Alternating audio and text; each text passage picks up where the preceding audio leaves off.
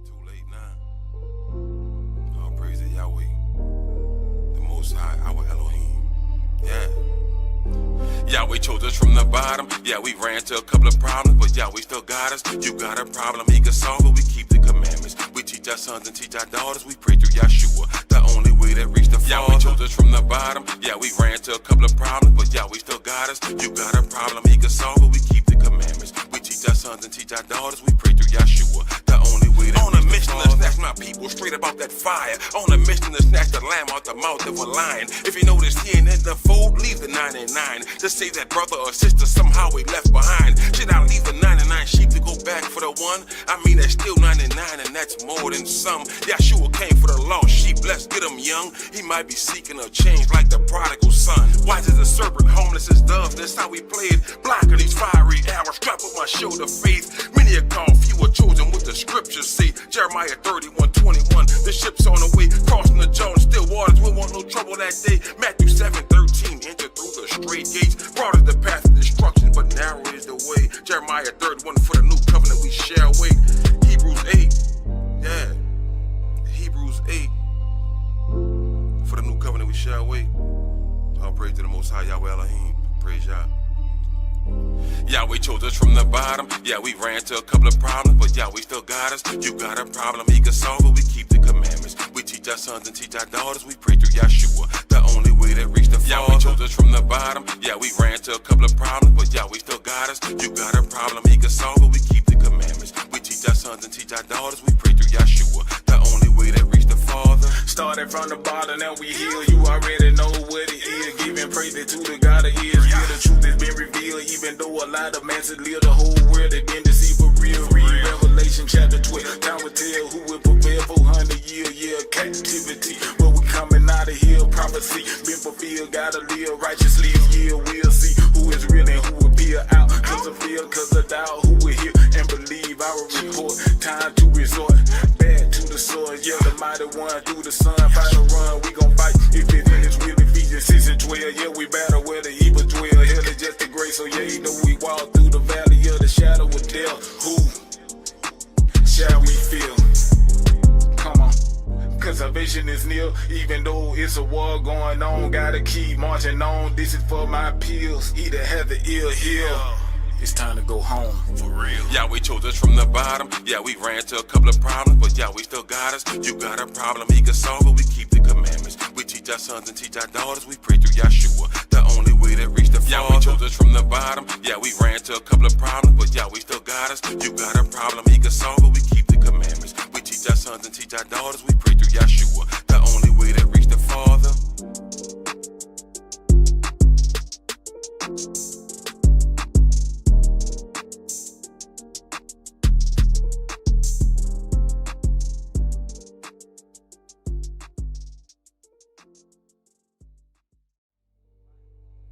It's too late now. All praise to Yahweh, the Most High, our Elohim. Yeah. Yahweh chose us from the bottom. Yeah, we ran to a couple of problems, but Yahweh still got us. You got a problem, He can solve it. We keep the commandments. We teach our sons and teach our daughters. We pray through Yahshua, the only way that reach the Father. Yahweh chose us from the bottom. Yeah, we ran to a couple of problems, but Yahweh still got us. You got a problem, He can solve it. We keep the commandments. We teach our sons and teach our daughters. We pray through Yahshua, the only way that on a mission to snatch my people straight about that fire. On a mission to snatch the lamb out the mouth of a lion. If you notice he ain't in the fold, leave the 99. Just say that brother or sister somehow we left behind. Should I leave the 99 sheep to go back for the one? I mean, that's still 99 and that's more than some. Yahshua came for the lost sheep, let's get him young. He might be seeking a change like the prodigal son. Wise as a serpent, homeless as doves, that's how we played. Blocking these fiery arrows, strap on my shoulder faith. Many are called, few are chosen, what the scriptures say. Jeremiah 31:21, the ship's on the way, crossing the Jordan, still waters, we want no trouble that day. Matthew 7:13, enter through the straight gates. Broad is the path of destruction, but narrow is the way. Jeremiah 31, for the new covenant we shall wait. Hebrews 8, yeah. Hebrews 8, for the new covenant we shall wait. All praise to the Most High, Yahweh Elohim. Praise Yah.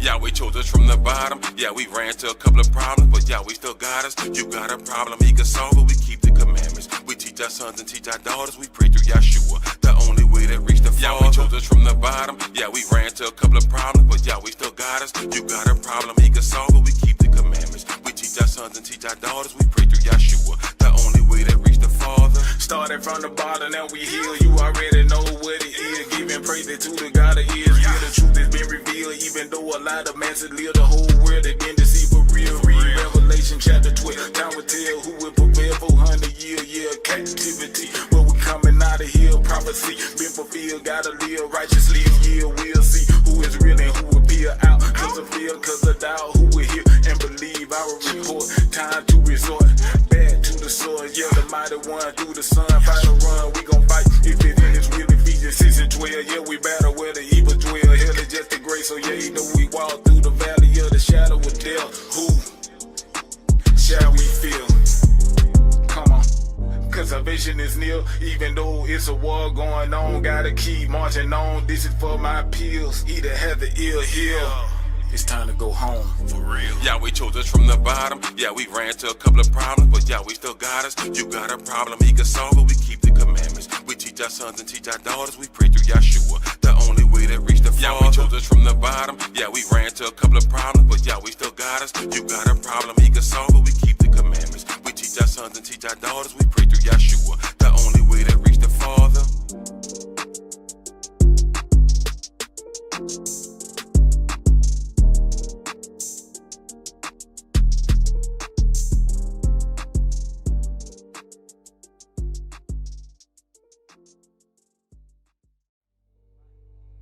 It's too late now. All praise to Yahweh, the Most High, our Elohim. Yeah.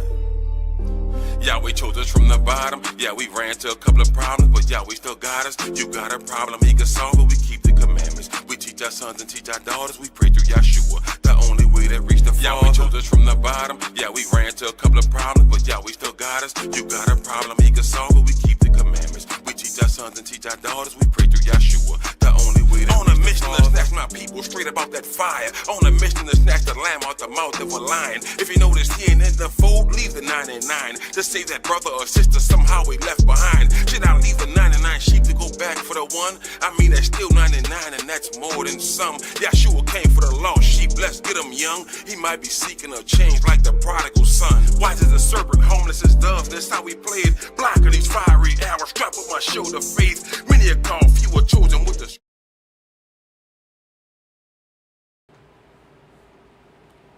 Shalom Facebook, Shalom YouTube. Welcome to our history class. Tonight we're in the book of Exodus, chapter 17. But before we get started, does anyone have any questions? Okay. Well, let's go ahead and get started. This is Exodus chapter 17, verse 1. And all the congregation of the children of Israel journeyed from the wilderness of Sin after their journeys, according to the commandment of Yahweh, and pitched in Rephidim, and there was no water for the people to drink. Wherefore the people did chide with Moshe, and said, Give us water that we may drink. And Moshe said unto them, Why chide ye with me? Wherefore do you tempt Yahweh? And the people thirsted there for water. And the people murmured against Moshe, and said, Wherefore is this that thou hast brought us up out of Egypt to kill us and our children and our cattle with thirst? And Moshe cried unto Yahweh, saying, What shall I do unto this people? They be almost ready to stone me. And Yahweh said unto Moshe, Go on before the people, and take with thee of the elders of Israel, and thy rod wherewith thou smotest the river, take in thine hand, and go. Behold, I will stand before thee there upon the rock in Horeb, and thou shalt smite the rock, and there shall come water out of it, that the people may drink. And Moshe did so in the sight of the elders of Israel. And he called the name of the place Massah and Meribah, because of the chiding of the children of Israel, and because they tempted Yahweh, saying, Is Yahweh among us or not? Then came Amalek, and fought with Israel in Rephidim. And Moshe said unto Joshua, Choose us out men, and go out, fight with Amalek. tomorrow I will stand on the top of the hill with the rod of Elohim in mine hand. So Joshua did as Moshe had said to him, and fought with Amalek. And Moshe, Aaron, and Hur went up to the top of the hill. And it came to pass when Moshe held up his hand that Israel prevailed. And when he let down his hand, Amalek prevailed. The Moshe's hands were heavy, and they took a stone and put it under him. And he sat thereon, and Aaron and Hur stayed up his hands, the one on one side and the other on the other side. And his hands were steady unto the going down of the sun. And Joshua discomfited Amalek and his people with the edge of the sword. And Yahweh said unto Moshe, write this for a memorial in a book, and rehearse it in the ears of Joshua, for I will utterly put out the remembrance of Amalek from under heaven. And Moshe built an altar, and called the name of it, Yahweh is my banner. For he said, because Yahweh has sworn that Yahweh will have war with Amalek from generation to generation. So you know who Amalek is, right? Okay. Exodus 18, verse 1. When Jethro, the priest of Midian, Moshe's father-in-law, heard of all that Elohim had done for Moshe and for Israel, his people, and that Yahweh had brought Israel out of Egypt, then Jethro, Moshe's father-in-law, took Zipporah, Moshe's wife, after he had sent her back, and her two sons, of which the name of the one was Gershom, for he said, I have been an alien in a strange land. And the name of the other was Eleazar, for the Elohim of my father said, he was mine help, and delivered me from the sword of Pharaoh. And Jethro, Moshe's father-in-law, came with his sons and his wife unto Moshe into the wilderness, where he encamped at the mount of Elohim. And he said unto Moshe, I, thy father-in-law, Jethro, am come unto thee, and thy wife and her son and her two sons with her. And Moshe went out to meet his father-in-law, and did obeisance, and kissed him, and they asked each other of their welfare, and they came into the tent. And Moshe told his father-in-law all that Yahweh had done unto Pharaoh and to the Egyptians for Israel's sake, and all the travail that had come upon them by the way, and how Yahweh delivered them. And Jethro rejoiced for all the goodness which Yahweh had done to Israel, whom he had delivered out of the hand of the Egyptians. And Jethro said, Blessed be Yahweh, who hath delivered you out of the hand of the Egyptians, and out of the hand of Pharaoh, who hath delivered the people from under the hand of the Egyptians. Now I know that Yahweh is greater than all gods, but in the thing wherein they dealt proudly, he was above them. And Jethro, Moshe's father-in-law, took a burnt offering and sacrifices for Elohim. And Aaron came and all the elders of Israel to eat bread with Moshe's father-in-law before Elohim. And it came to pass on the morrow that Moshe sat to judge the people, and the people stood by Moshe from morning unto the evening. And when Moshe's father-in-law saw all that he did to the people, he said, What is this thing that thou doest to the people? Why sittest thou thyself alone, and all the people stand by thee from morning unto even? And Moshe said unto his father-in-law, Because the people come unto me to inquire of Elohim. And when they have a matter, they come unto me, and I judge between one and another, and I do make them know the statutes of Elohim and his laws. And Moshe's father-in-law said unto him, The thing that thou doest is not good. Thou wilt surely wear away, both thou and this people that is with thee, for this thing is too heavy for thee. Thou art not able to perform it thyself alone. Hearken now unto my voice. I will give thee counsel, and Elohim shall be with thee. Be thou for the people to Elohim word, that thou mayest bring the causes unto Elohim, and thou shalt teach them ordinances and laws, and shalt show them the way wherein they must walk, and the work that they must do.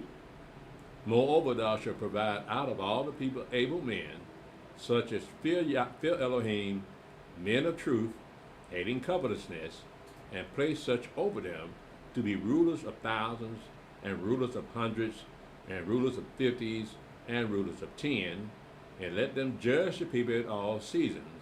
And it shall be that every great matter they shall bring unto thee, but every small matter they shall judge.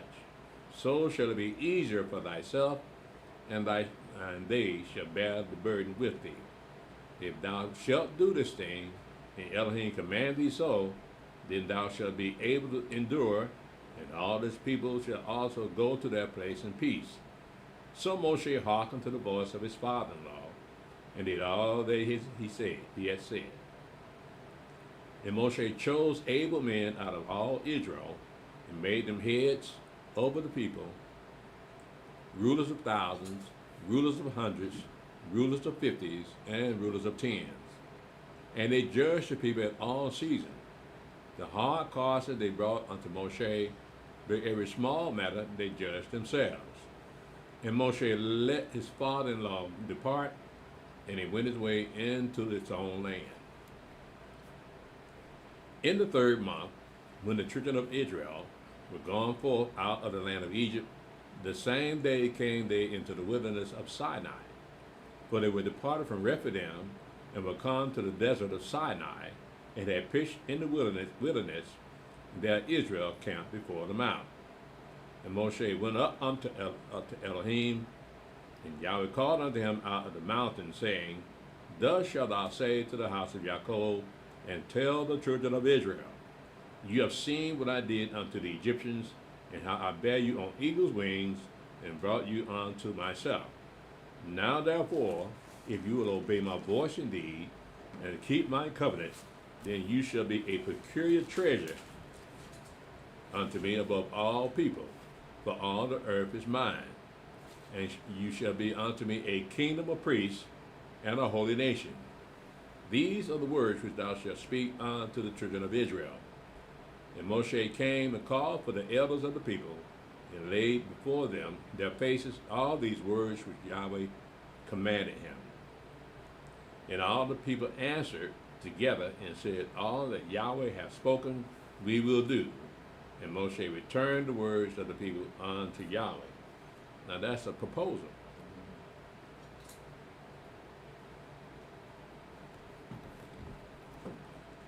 But look what he says. This is covered. It says in verse 5, Now therefore, if you will obey my voice indeed, and keep my covenant, then you shall be a peculiar treasure unto me above all people. For all the earth is mine. We had the opportunity to be above all people. Now, this is the covenant. The covenant is the 10 Commandments. But if you remember, he made covenants with Abraham, Isaac, and Jacob to give them the land of Canaan. But in this covenant here, as we notice, this covenant is conditional. It was unconditional with Abraham, Isaac, and Jacob, but this covenant here is conditional. In order for them to be under covenant with Yahweh, they had to keep his commandments and do what he tell them to do. And he will make them a holy nation and a royal priesthood. In that, he still got to do that. Because our fathers agreed to it, but they didn't reach that level of priesthood, did they? No, so they weren't a kingdom of priests and a holy nation at the time that the first time they broke the commandments, Yahweh saw what kind of people they had. But according to the prophecy, we're going to be that nation of priests. The world's going to know that we are the priests of Yahweh, the holy men, according to Isaiah and according to the book of Revelation. That will come to pass. So it never even occurred to black people that they would be priests. They've always been Christians, and so they couldn't see anything above a Christian, unless you're a preacher or a pastor. But that doesn't match up with this. A holy nation and a royal priesthood above all people of the earth. Now, how come nobody else saw this? You see what I mean? And even if they saw it, would they understand it? I mean, what we know is that when a Christian reads the Bible, he's just reading words. But he can't identify with the people of the book. But we can, and that's what's giving us hope, that as we compare what we read here with what the prophets say, what the book of Revelation say, is going back to this covenant Yahweh made with our fathers that we would eventually be a holy nation and a kingdom of priests. We never knew that until Yahweh showed it to us. We would have never even guessed that. It never would have came into our mind. And it hadn't even, Christians don't even talk about it. They have like that ain't gonna never happen. As a matter of fact, they say the children of Israel don't exist no more. So all these words, what they're saying is these words are lies. Well, they ain't lies to us. Let's continue. Exodus 19, verse 9. And Yahweh said unto Moshe, Lo, I come unto thee in a thick cloud, that the people may hear when I speak with thee, and believe thee forever. And Moshe told the words of the people unto Yahweh. And Yahweh said unto Moshe, Go unto the people, and sanctify them today and tomorrow, and let them wash their clothes, and be ready against the third day. For the third day Yahweh will come down in the sight of all the people upon Mount Sinai. And thou shalt set bounds unto the people round about, saying, Take heed to yourselves, that you go not up into the mount, or touch the border of it. Whosoever touches the mount shall be surely put to death. Then there shall not be a hand touch it, but he shall surely be stoned or shot through, whether it be beast or man, it shall not live. When the trumpet soundeth long, they shall come up to the mount. And Moshe went down from the mount unto the people, and sanctified the people, and they washed their clothes. And he said unto the people, Be ready against the third day, come not at your wives.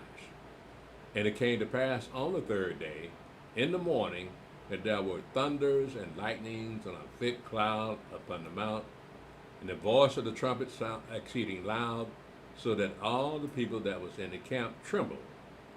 And Moshe brought forth the people out of the camp to meet with Elohim, and they stood at the nether part of the mount. And Mount Sinai was altogether on the smoke, because the Adonai descended upon it in fire, and the smoke thereof ascended as the smoke of a furnace, and the whole mount quaked greatly.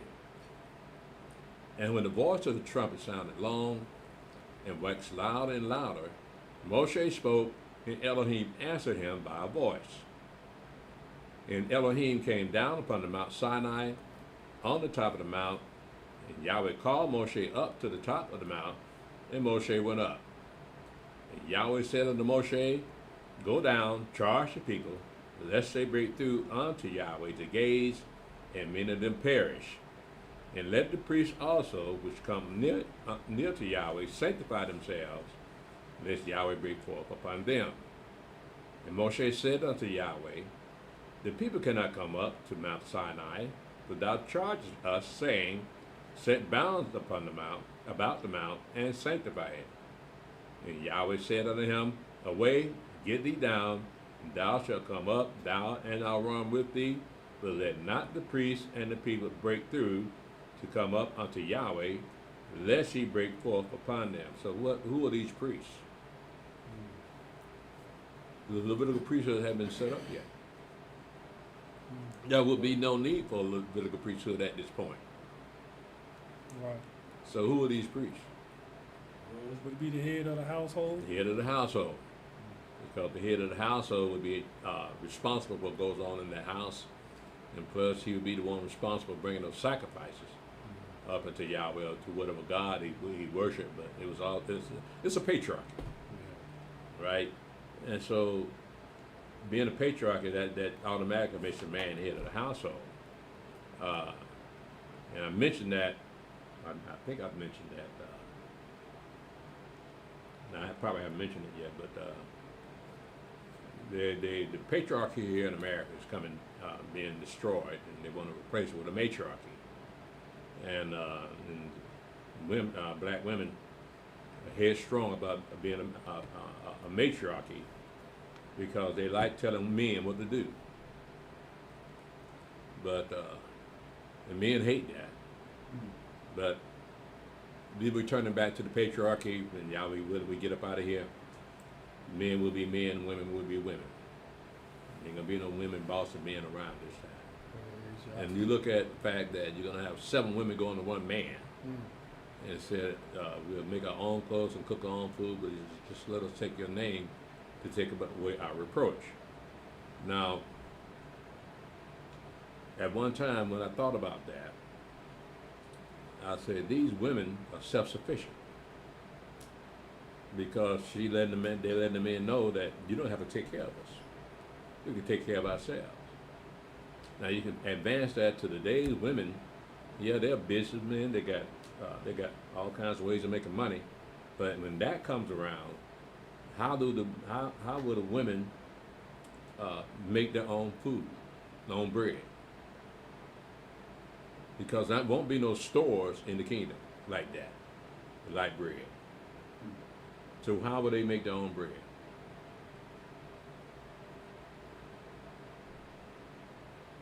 How would they make their own clothes?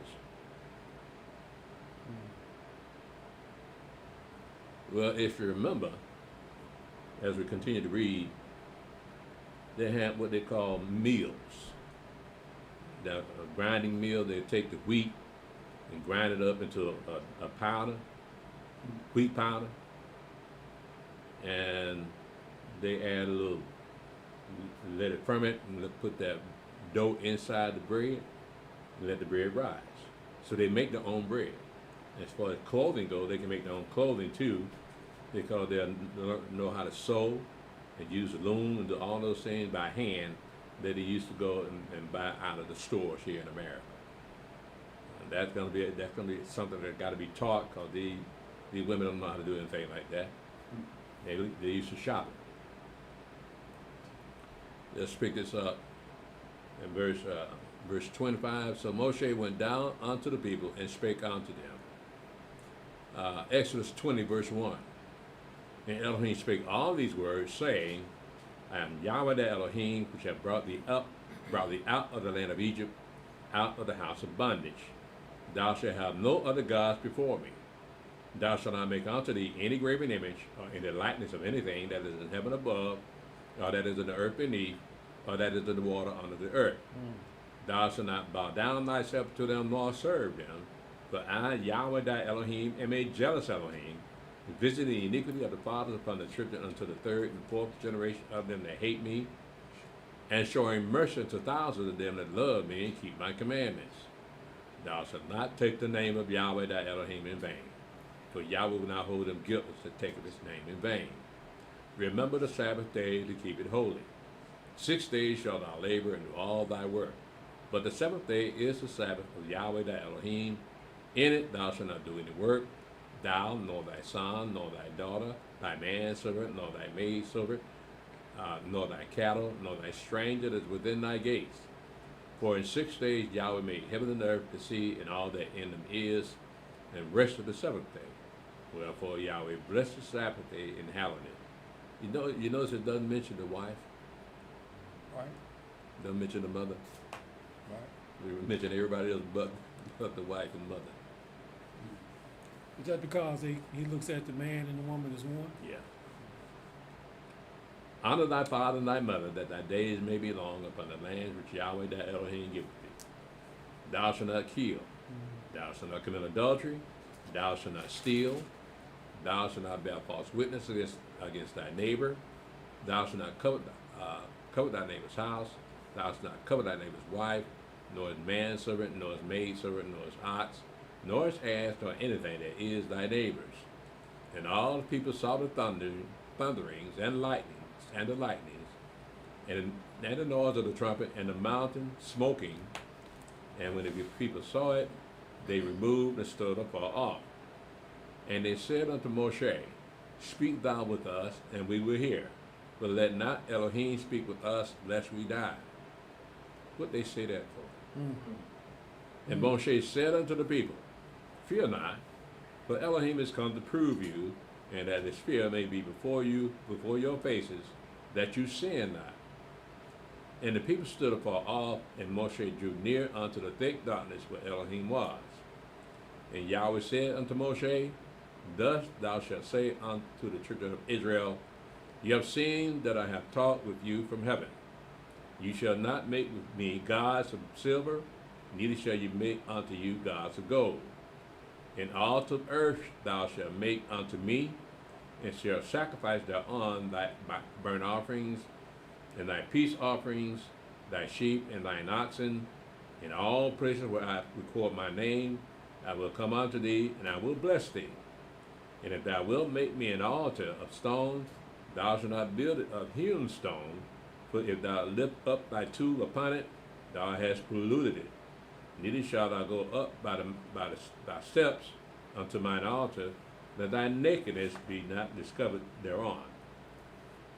Now it said Elohim came down in the smoke, right? But they didn't see him. But it said he came down. They heard his voice, but they didn't see the figure. Let's continue. Exodus 21, verse 1.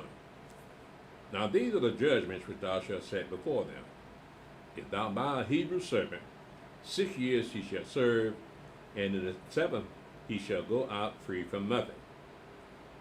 If he came in by himself, he shall go out by himself. If he were married, then his wife shall go out with him. If his master have given him a wife, and she have borne him sons or daughters, the wife and her children shall be her master's, and he shall go out by himself. And if the servant shall plainly say, I love my master, my wife, and my children, I will not go out free. Then his master shall bring him unto the judges. He shall also bring him to the door, or unto the doorpost, and his master shall bore his ear through with all, and he shall serve him forever. And if a man sell his daughter to be a maidservant, she shall not go out as the men servants do. If she please not her master, who hath betrothed her to himself, then shall he let her be redeemed. To sell her unto a strange nation he shall have no power, seeing he hath dealt deceitfully with her. And if he hath betrothed her unto his son, he shall deal with her after the manner of daughters. If he take him another wife, her food, her raiment, her duty of marriage shall he not diminish. And if he do not these three unto her, then shall she go out free without money. It seems a little crude, but buying and selling people was not a big deal back in them days. So we're looking at an Israelite being a servant to another Israelite. Now apparently he had no choice but to be a servant, but he couldn't serve him more than 7 years. Then he got to let him go free. Whereas here in America, we will never let go free. But they didn't keep Yahweh's law either. So that's coming back. We're looking at buying and selling people. That's coming back. It's hard to believe, but the time that we'll be in at that time will not be the times that we were in before, when they were served with rigor. They were slaves with rigor. That was harsh slavery. This time they're going to want to be our slaves. They're going to want to be our servants. They're going to work our field. They want to do all things, so they don't want us to lift a hand to do nothing. Now that's strange, because right now we're used to doing things for ourselves. We're not used to people helping us. But they're going to be busting down the door and want to help us. So I don't know how we're going to take that, bro. Good. See, y'all ready. What? No, man, that's a psychological thing, man. 'Cause this is a stranger, right? I don't know these people, right? And I'm pretty sure they're pretty good workers because I've seen video of some of those Aborigines, not Aborigines, but native people building houses and fountains and pools with just two people. Now, see, I could use help like that. But we just have to wait and see. I mean, really, I have to worry about waking up in the morning. I can't look that far in the future. Excuse me. You talking about where they build like huts and stuff? But now, Them two guys you was talking about? uh, You said they was building like swimming pools and huts. yeah, swimming pool, fountains, houses, storage barns, just two people. Of course, they speeded up the video, so you really don't know how long it took. But it was just two people doing that by themselves. These ain't no big dudes either. They got busted. That's, Huh? I saw them too a long time ago, and somebody busted them out. They didn't do them by themselves. Oh, yeah, see, that's what I'm saying. And I hate that. See, when somebody Well, tell the truth about them, Yeah, I know, but still, yeah, I like it, that. yeah, even if they weren't by themselves, they still did a good job. Yeah. I mean, they had the place looking good. They cleared out the land, dug up places where they needed water to flow. Oh yeah, I like that. Yeah, they built a swimming pool, and they did a good job. So I'm looking at those type people. Now, white people, they got their qualities too. They can build roads and build buildings. I don't think they used to hard work though. Yeah, they. So we need. But, hey, you could probably use some people come from Asia somewhere, and we don't know what kind of people are. They are probably very good people, and they won't give you any trouble. Especially during those days when you're gonna be kings, they're gonna be busting down the door and be your servant. Yeah. Let's continue. Now, what we have here is a Hebrew servant can serve you more than 7 years. In the 7th year, he has to be redeemed. He has to be let go, unless you want to stay with his master forever. And then we got the situation with the man that sells his daughter to be a handmaid, a maidservant. In verse 7, it says, if a man sell his daughter to be a maidservant, she shall not go out as the men servants do. If she pleases not her master, who had betrothed her to himself, then shall he let her be redeemed. To sell her unto a strange nation, he shall have no power, seeing he hath dealt deceitfully with her. So, when a man sells his daughter, usually she's a virgin. He have to pay a dowry, and so we have to look at that too. But it seems as though this man's daughter married this guy, but she's called a maidservant. Sarah was never called a maidservant, no Rebecca or Rachel or Leah. But here we have a law saying that if a man sell his daughter to be a maidservant, then the man that bought her must marry her. And then we're talking about putting her away too. So it's a little, we're not used to that, people selling their daughters to us. But that's the way things were back in them days. Like I said, it was a patriarchy. So women didn't mind leaving the house and staying with another man, being his wife. That was the main goal, have some children for the husband. And staying at home with the parents was probably not the best thing to do, so they wanted to get them girls out of the house right away. And some of the girls ready to go too. Yeah, because they want mama and them weren't getting along with them. My brothers and sisters fighting all the time. So they wanted their free like Rebecca. They asked her, "Do you want to go with this man?" She probably looked at him like, "Really? You asked me that?" I had a pitcher of water on my shoulder. watering people's camels, giving them water. You asking me, do I want to go with this man? Well, you ain't never met him. It don't matter. I'm ready to go.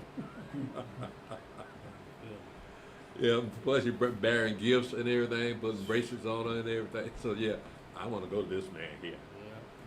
You gonna say something? I got a question, Elder.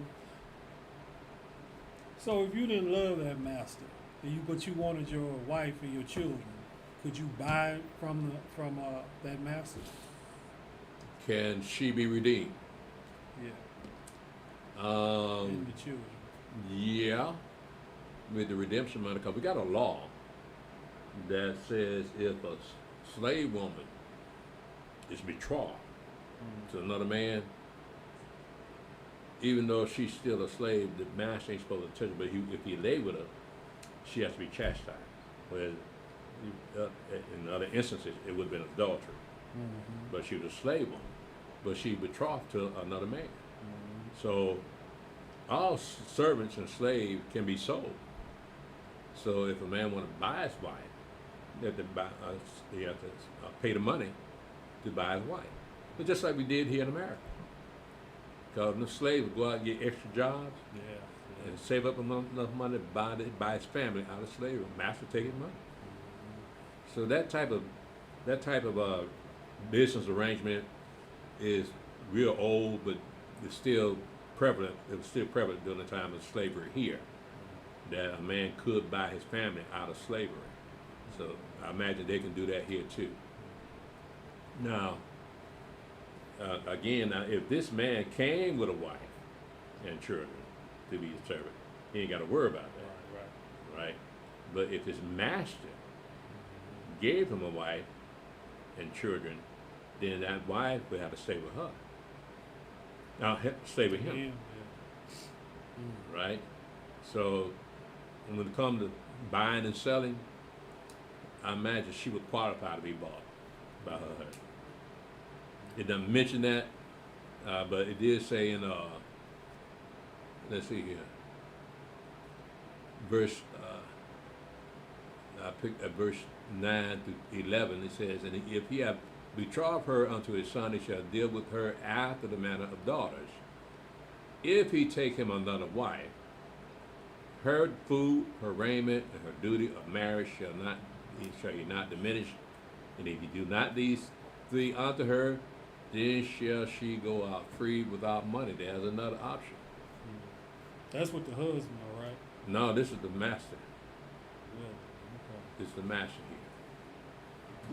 Right? Because it says she should go out free without money, without being sold.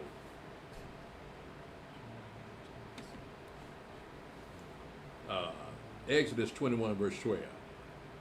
He that smiteth a man so that he die shall be surely put to death. And if a man lie not in wait, but Elohim deliver him into his hand, then I will appoint thee a place whether he shall free. Now see again, that sticks out. Well, Yahweh showing you that there's no accidents. I set that up. But he took a man's life to put another man in tribulation. Because look what it says here. He's going to appoint a place for him to flee from the avenger, the person he killed, even though it wasn't in his intention to kill. But that's a strange law, though. I mean, we got the same situation here where people kill unintentionally. But what do they call that? They don't call it homicide. Manslaughter? Huh? Involuntary manslaughter? Involuntary manslaughter. Right? Involuntary manslaughter. But you're still a convict. You're still going to court. You still got to go to jail. And your life is ruined. But then again, Yahweh did that to her. Killed that man by accident, even though they were best friends. Yahweh set it up just like he's saying right here. I put that man in the hand to be killed, in the hand of another man to be killed, even though they were best friends. but he's gonna appoint a place for him to flee, so they can live. That the family won't kill him. So it's a little adjustment, but if Yahweh is responsible for it, you can't blame him though. So Yahweh, you did that. You can't say that. So, but he said, yeah, I did do it.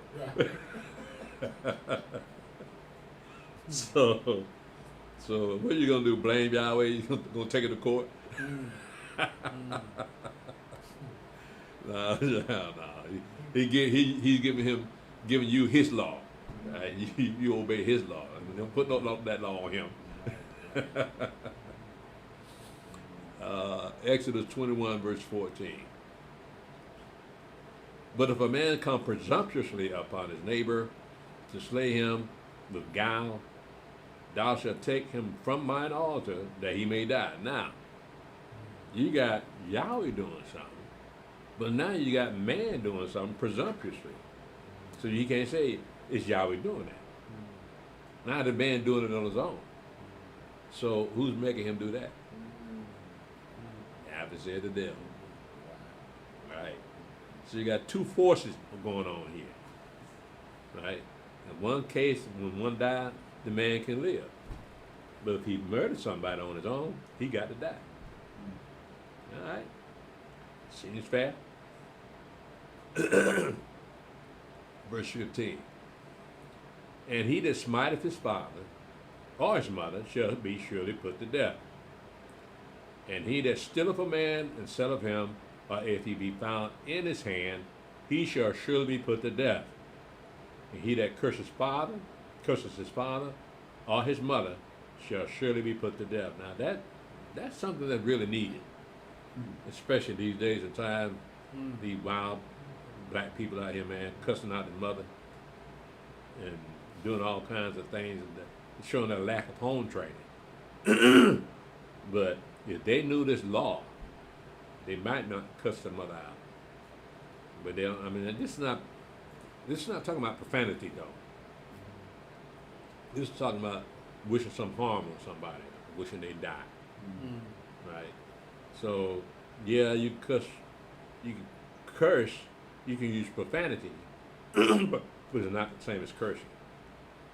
But even that's disrespectful because the law says honor your father and your mother. You can't do that, cussing them out.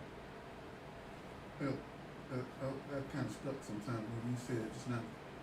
That means it doesn't matter what the parent does to the child still has to honor. Honor father and mother. Yep. Gotta respect them.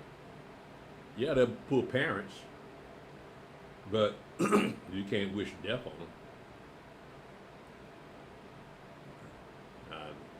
Now, I remember when I went off to college, I came back home, I found out my brother and sister had ran away from home because of my mother. I did not know that. Because when I was there, I wasn't in a situation where I would get so frustrated, I got to leave and stay with my friend. But apparently she put that harshness on them. And I think my sister ran away once, and my brother ran away twice. So I don't know what my mother was doing to him, man. But I was away in college, so I missed all of that. But I felt bad about that, though, man. Because everything fine when I was there. But it must not have been so fine when I left. Yeah. So I don't know what happened, but they couldn't stand around her. Yeah. Exodus 21 verse 18. And if men strive together, and one smite another with a stone, or with his fist, and he die not, but keepeth his bed, if he rise again and walk abroad upon his staff, then shall he that smote him be quick. Only he shall pay for the loss of his time, and shall cause him to be thoroughly healed. And if a man smite his servant, or his maid with a rod, and he die under his hand, he shall be surely punished. Notwithstanding, if he continue a day or two, he shall not be punished, for he is his money. If men strive and hurt a woman with child, so that her fruit depart from her, and yet no mischief follow, he shall be surely punished according as a woman's husband will lay upon him, and he shall pay as the judges determine. And if any mischief follow, then thou shalt give life for life, eye for eye, tooth for tooth, hand for hand, foot for foot, burning for burning, wound for wound, stripe for stripe. And if a man smite the eye of his servant, or the eye of his maid, that it perish, he shall let him go free for his eye's sake. What are you doing? Why would you want to knock your servant's eye out the socket? What did he do? Now you talk about these white folks being harsh on us. Man, I ain't never heard them do this. Did you see what we could do? If we had white folks out for our servant, man, they'd be marching on us all day long, protesting, saying we racist. I used to have two eyes. But then racist black people. verse 27. And if he smite out his manservant tooth, or his maidservant tooth, he shall let him go free for his tooth's sake. You hit your servant in the mouth and knock his teeth out. Now, granted, white folk might have did that to us too. But nevertheless, it's still a harsh life. Why would you volunteer for something like that unless you had no choice? Right? Plus, I'm pretty sure people probably heard about the man that knocked out a servant's eye and teeth. Probably will go somewhere else. But that's our law, man. That's the kind of mindset our fathers had back in the day. They would beat a servant's ass, knock his eye out, knock his teeth out. It was kind of harsh. But that's the life of a servant. Yeah. What are you gonna do? You gotta eat. Yeah. Exodus 21, verse 28. And if an ox gore a man or a woman, that they die, then the ox shall be surely stoned, and its flesh shall not be eaten, but the owner of the ox shall be quit. You understand what it says when it says quit? Mm-hmm. Okay, let's look at verse 19. It says, if he rise again and walk abroad upon his staff, then shall he that smote him be quit. So that word quit means innocent.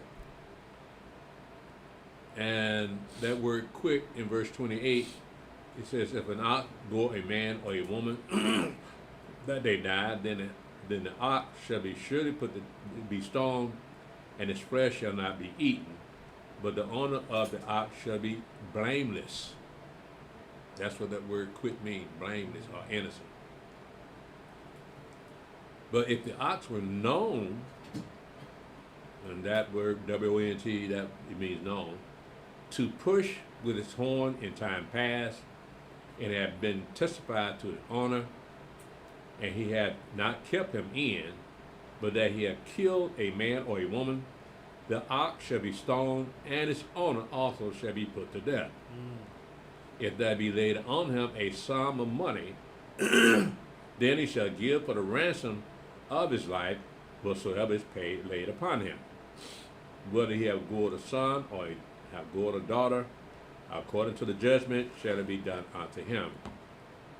Now you can buy your life back, because you had an animal to kill somebody. So how can that be punished unless you pay for it? Because the animal don't know no better, just being an animal. but you're responsible for that animal. And you let that animal go and kill somebody, yeah, you got to pay for that, buddy.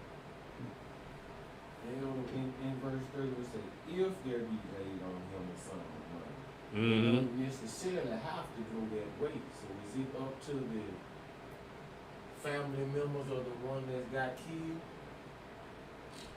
Well, they can't kill him because of the law. So what he can do is pay the ransom for his life. Because he's responsible for that ox. He let that ox kill somebody. The judgment is that he paid for the life that ox killed. Right.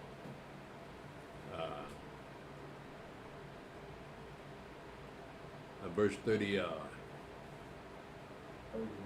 31. Whether he have gored a son or have gored a daughter, according to this judgment shall be done unto him. Verse 32. If the ox shall push a manservant or a maidservant, he shall give unto their master 30 shekels of silver, and the ox shall be stoned. And if a man shall open a pit, or if a man shall dig a pit and not cover it, and an ox or an ass fall therein, the owner of the pit shall make it good, and give money unto the owner of them, and the dead beast shall be his. And if one man's ox hurt another's, that he die, then they shall sell the live ox and divide the money of it, and the dead ox also shall they shall divide. Or if it be known that the ox used to push in time past, and his owner have not kept him in, he shall surely pay ox for ox, and the dead shall be his own. That's farm life. That's agricultural life. That's how justice was done back in them days. So, again, these are our ways. Now, it's not going to be like that in the kingdom. I mean, it's not like, well, let me say this, that women going to be looking for men, yeah, to marry. But we're going to be agriculture, we're going to be farmers and herdsmen and shepherds. And so this is the life of a shepherd people, people that herd cattle. And so you have to have laws concerning what you do when an ox hurts somebody. So we got that already. So we had to remember this because it's coming back. One thing I've always heard, that when it comes to a horse, you never come up behind him. You never come up behind him. You might not make it back. Yeah. So when you get your land, you get your animals, you let your servants handle them horses. They know what they're doing. You don't know nothing about no horse. Let's continue. Exodus 22, verse 1. If a man shall steal an ox or a sheep and kill it or sell it, he shall restore 5 oxen for an ox and 4 sheep for a sheep. If a thief be found breaking up and be smitten that he die, there shall no blood be shed for him. If the sun be risen upon him, there shall be blood shed for him, for he should make full restitution. If he have nothing, then he shall be sold for his theft. Now, do you understand those two laws there, verse 2 and 3? It says, if a thief be found breaking up and be smitten that he die, there shall no blood be shed for him. What does that mean? You better not be caught stealing at night. Yeah, but I'm talking about the blood. Sacrifice. Yeah, it's a sacrifice. So I mean, they had those street lights back in the days, okay? So you found somebody in your house, you're going to knock the hell out of him. You didn't know who he was. It might have been your next door neighbor. But what is he doing in your house? You heard about that news about that on that subject? Heard about what? some teenage boys broke in this white lady's house. I think she shot and killed the boy. The mother is suing $2 million on the woman. She was protecting her house. Has it gone to court yet? They went to court. I don't know, but I saw it 2 days ago. You know, two boys ain't got nothing to do, trying to break into the white lady's house, and she shot them, and she's getting sued $2 million. And the Did it go to court? It been to court yet? I think. No, I I ain't don't think so. Based Well, on the news. they that's happened before. I think about 3 or 4 black boys tried to bust into this old white man's house. He shot the hell out of him, and the family sued the white man. Right? The judge tossed the suit. See, that man protecting his house. What your boy doing in his house? Right. Yeah, but what kind of people are you to sue somebody for protecting themselves from your child? If anybody need to be sued, it's you, because you raised that child, and this is the best you got. That he go and break in other people's houses and lose his life. What you upset about? That's the way you raised him. To break in people's houses. So if he had a shot and killed the white man, then you wouldn't have had a problem with it. Right. But the white man was ready for him. That's why I keep telling y'all, man, white folks are packing. They ready for y'all when y'all make that dumb mistake, come in that house. They sitting in an easy chair waiting on you to come in through that door. And you should see them boys trying to run away. Now one of them made it out. I mean, they take off running fast. You cannot run no bullet. But what you gonna do, man? I mean, they got videotape of us doing these things. You don't see no videotape of white people doing this. It's just us. Why don't you stay in your own neighborhood? But that's why the world hates us. Now, no doubt, white folks do some dirt too, but you don't see them on the news. You don't see them on the internet. You don't see them on TikTok, or Facebook, any of those platforms. All you got is young black boys doing these things. So, like, looking at how women are raised, I was sitting behind Zach here a little while ago. He was looking at a video of a woman fighting a man. That was 2 women. Those are 2 women? I couldn't tell. Nah, they fought like men.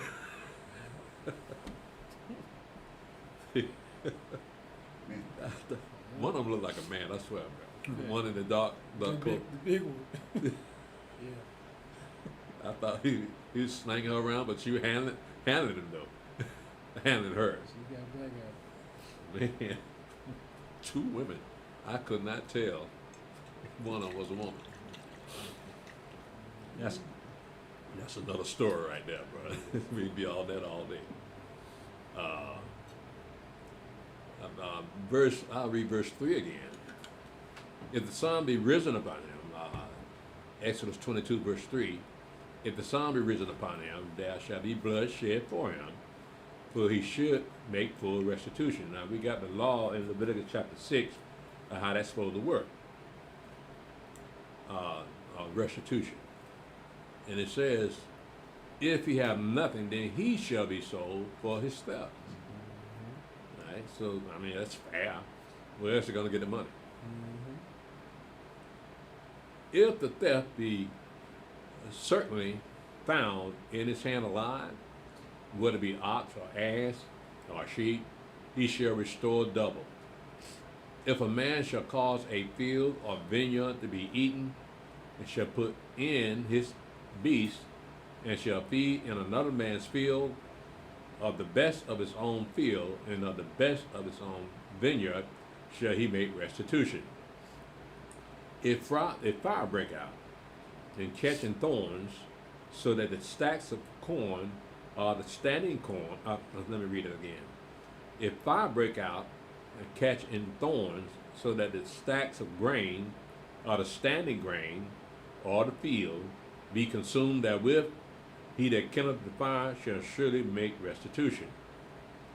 If a man shall deliver unto his neighbor money or stuff to keep, and to be stolen out of the man's house, if the thief be found, let him pay double. If the thief be not found, then the master of the house shall be brought unto the judges to see whether he have put his hand unto his neighbor's goods. For all manner of trespass, whether it be for ox, for ass, for sheep, or for raiment, or for any manner of lost thing which another challenges to be his, the cause of both parties shall come before the judges, and whom the judges shall condemn, he shall pay double unto his neighbor. If a man deliver unto his neighbor an ass, or an ox, or a sheep, or any beast, to keep, and it die, or be hurt, or driven away, no man seeing it, then shall an oath of Yahweh be between them both, that he have not put his hand unto his neighbor's goods, and the owner of it shall accept thereof, and he shall not make it good. And if it be stolen from him, he shall make restitution unto the owner thereof. If it be torn in pieces, then let him bring it for witness, and he shall not make good that which was torn. And if a man borrow aught of his neighbor, and it be hurt or die, the owner thereof being not with it, he shall surely make it good. But if the owner thereof be with it, he shall not make it good. If it be an hired thing, it came to his hire. We're talking about business here, and sort of like an insurance on the thing that the animals that we have.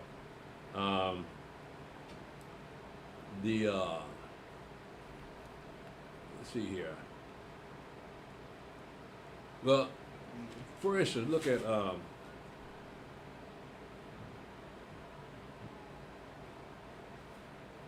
in verse 10, if a man deliver unto his neighbor an ass or an ox or a sheep or any beast to keep, and it die or be hurt or driven away, no man seeing it, then shall an oath of Yahweh be between them both.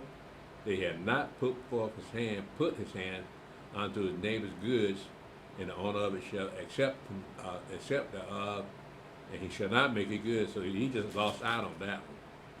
But when you read in verse 2, it says, if a thief be found breaking up, and be smitten that he died, there shall no blood be shed for him. What it's saying is that, yeah, you the chosen people, you got my law, but you got some thieves among y'all too. And even in the commandments, it said, thou shalt not steal, right? The commandments say, thou shalt not commit adultery also, right? So he said that there because there were some people that did commit adultery or were thieves. He told them, don't you do that. I'm Yahweh. I'm telling you, don't ever do that, because you might have been doing that before, and nobody told you that was wrong. But now I'm telling you that's wrong. So common sense, yeah, people would say, well, you steal from somebody, that's not a good thing. That's common sense. But now you got it codified. Now you got it written down. And say, don't steal. So that's with any manner. But it shows that Yahweh had wickedness among his people, that they have to be told or commanded not to do certain things. Mm-hmm. So look at us now. Yeah, we're about the worst people in town because we refuse to keep Yahweh's law. Exodus 22, verse 16. And if a man entice a maid that is not betrothed and lie with her, he shall surely endow her to be his wife.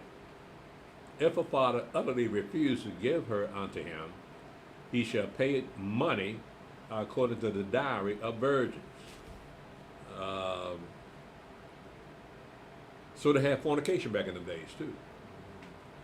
Right, so Yahweh got that covered. But now we got a law that says what you do in case you're raped and you're a virgin. Now you got to marry her. But here the father has to be okay with the deal that his father, that the man that lay with his daughter, bust her virginity. Well, normally the father just let him go and have her. But he may not like the dude. But who gonna marry her now? Right. He can't get a dowry no more for her, right? No. Look at Tamar. That got raped, David's daughter. Yeah, half brother raped her. And she knows she's royalty, but now she ain't no more good. Because they always value a virgin above all the women around them. So that's their value. They're virgins. So this was a virgin here that some guy talked her out of her drawers. So, but he'll mess up everybody now. Mess up her life. Well, you got to wonder, did she fight? Or did she resist? Well, if she was young, then I'd have to put her kind of like these women today. These young girls, they're just curious to see what's really going on. Or this guy probably paid her some attention, like most women like attention. And so he know how to work her. And so he got him in a shot. But she was a virgin. But again, we got laws against those sort of type things. So that's a beautiful thing about us. It's not just like laws that against murder and stuff like that. We're talking about personal things, like we just read about here. Exodus 22, verse 18. Thou shalt not suffer a witch to live. So we had witches back in them days. Well, we had magicians, didn't we? Not among our people, but the Egyptians had magicians and witches. Apparently, we have witches among ourselves. So you ain't supposed to let them live at all. So they were practicing witchcraft. So that thing must have been real back in them days. Sorcery, necromancy, all that was real back in them days. But it was all of Satan. So we were forbidden not to do those things. Big today. Huh? It's big today. Yeah. I've been hearing some things about these black sisters, bro. They're off into witchcraft now. And that's kind of hard to believe. But then when I look back on my life, so yeah, they probably are into that. So, yeah.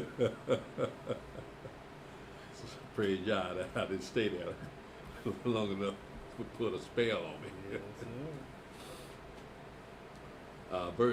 Exodus 22, verse 19. Whosoever lieth for the beast shall surely be put to death. He that sacrifices unto any god, save unto Yahweh only, he shall be utterly destroyed. Thou shalt neither vex a stranger nor oppress him, for you are strangers in the land of Egypt. You shall not afflict any widow or fatherless child. If thou afflict them in any wise, and they cry at all unto me, I will surely hear their cry, and my wrath shall wax hot, and I will kill you with the sword, and your wives shall be widows, and your children fatherless. If thou lend money to any of my people that is poor by thee, thou shalt not be to him an creditor, neither shalt thou lay upon him interest. If thou at all take thy neighbor's raiment to pledge, thou shalt deliver it unto him by that the sun goeth down. For that is his covering only. It is his raiment for his skin, wherein shall he sleep. And it shall come to pass when he crieth unto me, that I will hear, for I am gracious.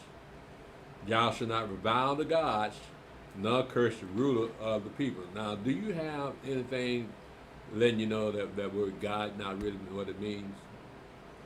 It said, verse 28, thou shalt not revile the gods.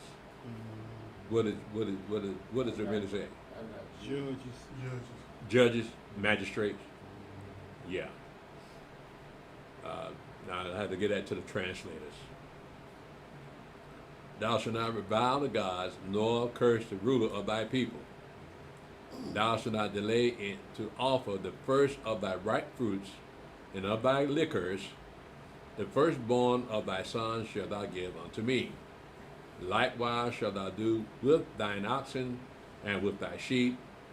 7 days it shall be with his dam or with his mother. On the 8th day thou shalt give it me. And you shall be holy men unto me. Neither shall you eat any flesh that is torn of beasts in the field. You shall cast it to the dogs. Exodus 23, verse 1. Thou shalt not raise a false report. Put not thine hand with the wicked to be an unrighteous witness. Thou shalt not follow a multitude to do evil, neither shalt thou speak in a cause to decline after many to wrest judgment. Neither shalt thou countenance a poor man in his cause.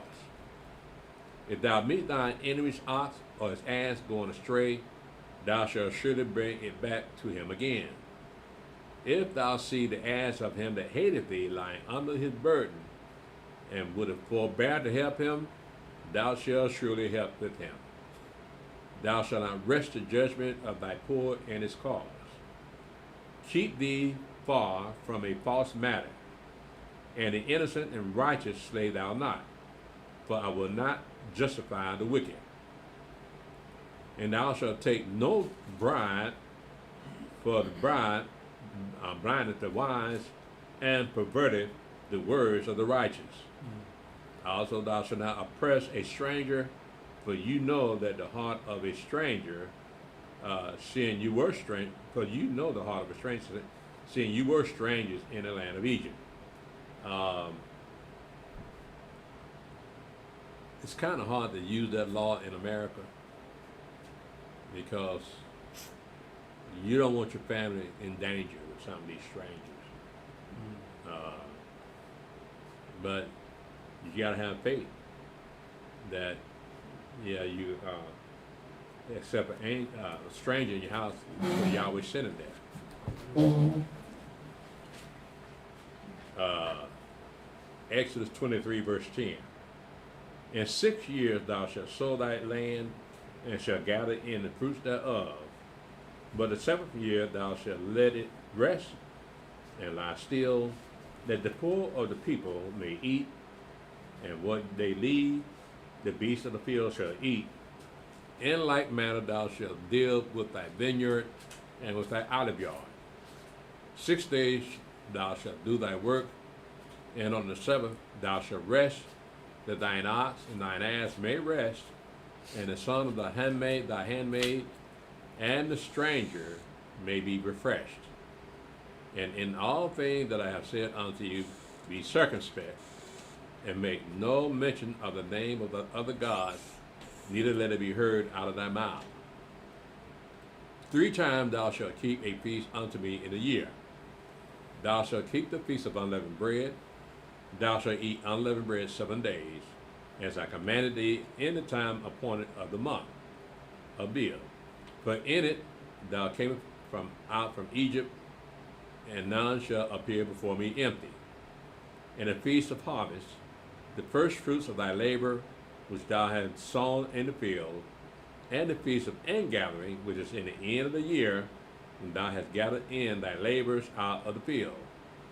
3 times in a year all thy males shall appear before the Adonai Elohim. Thou shalt not offer the blood of my sacrifice with leavened bread, neither shall the fat of my sacrifice remain until the morning. The first of the first fruits of thy land thou shalt bring unto the house of Yahweh thy Elohim. Thou shalt not seethe the kid in his mother's milk. Now I don't know who, I guess that's what they used to do back in the day. I just can't see it today. Behold, I send an angel before thee to keep thee in the way, and to bring thee into the place which I have prepared. Beware of him, and obey his voice. Provoke him not, for he will not pardon your transgressions, for my name is in him. But if thou shalt indeed obey his voice, and do all that I speak, then I will be an enemy unto thine enemies, and an adversary unto thine adversaries. For mine angels shall go before thee, and bring thee unto the Amorites, and the Hittites, and the Perizzites, and the Canaanites, and the Hivites, and the Jebusites, and I will cut them off. Thou shalt not bow down to their gods, nor serve them, nor do after their works. But thou shalt utterly overthrow them, and quite break down their images. And you shall serve Yahweh your Elohim, and he shall bless thy bread and thy water, and I will take sickness away from the midst of thee.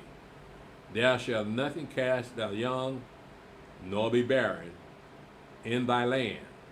The number of thy days I will fulfill. I will send my fear before thee, and will destroy all the people to whom thou shalt come, and I will make all thine enemies turn their backs unto thee.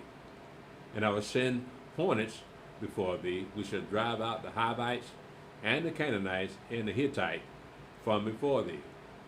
I will not drive them out from before thee in 1 year, lest the land become desolate, and the beasts of the field multiply against thee.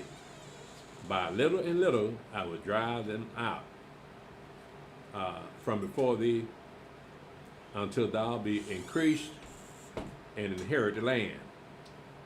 And I will set thy bounds from the Red Sea even unto the sea of the Philistines, and from the desert unto the river.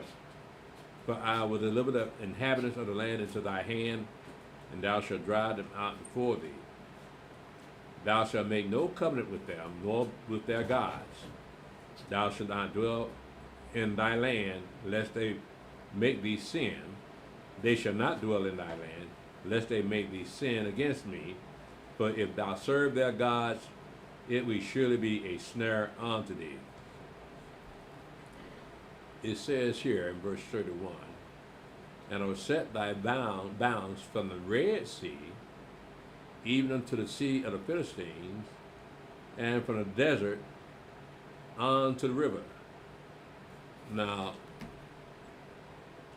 the boundary of the children of Israel is the Red Sea, not the Nile. That's what it's saying here. From the Red Sea to the sea of the Philistines, that's the Mediterranean. All the way to the river, that had to be the river Euphrates.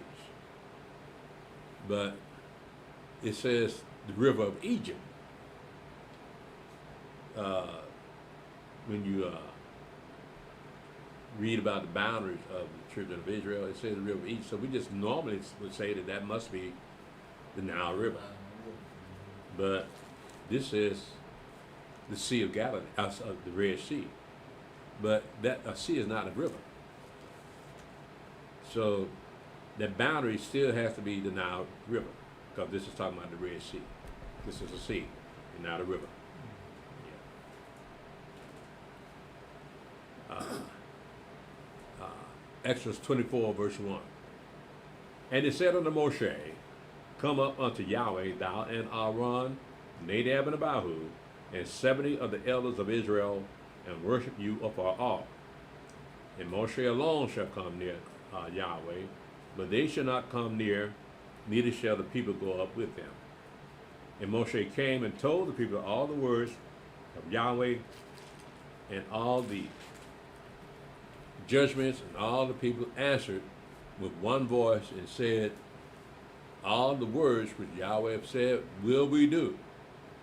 And Moshe wrote all the words of Yahweh, and rose up early in the morning, and built an altar under the hill, and 12 pillars according to the 12 tribes of Israel.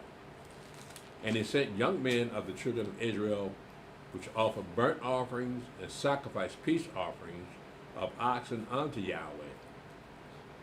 And Moshe took half of the blood and put it in basins, and half of the blood he sprinkled on the altar.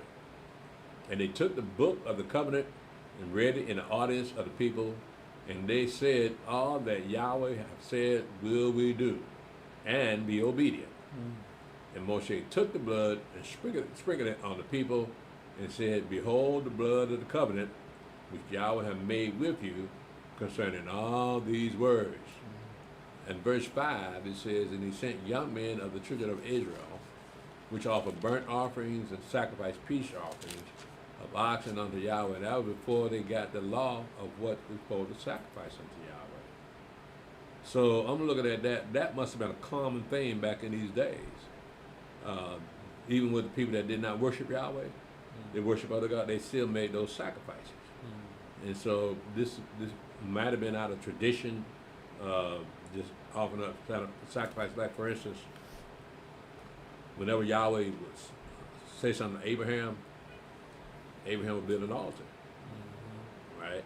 Same thing with Yaakov, he built an altar. And so it didn't mention that they made sacrifice, but what you build an altar for if one will sacrifice to it. And Yahweh said that you build an altar and offer up sacrifice, I will appear unto you, right? So sacrifice was a big thing back in the day. Again, with all of the nations that were in the area, they always sacrificed to their gods. So it's a tradition. But who makes sacrifices today? They don't make sacrifices today. There's no need to right now. But what we just read about here, those sacrifices are coming back. So we don't know how that's going to work, except for read it in Ezekiel. But the Mashiach will be on the scene, right? So you're going to still be making those sacrifices to entreat Yahweh. So I'm looking at how we're going to work that Day of Atonement out. Because you're going to have the Holy of Holies in that new temple. So I guess you have to just wait and see. So we got to keep the Mashiach law and do it according to what he says is right, and this law does not conflict with Yahweh's law. Probably a different way of doing it.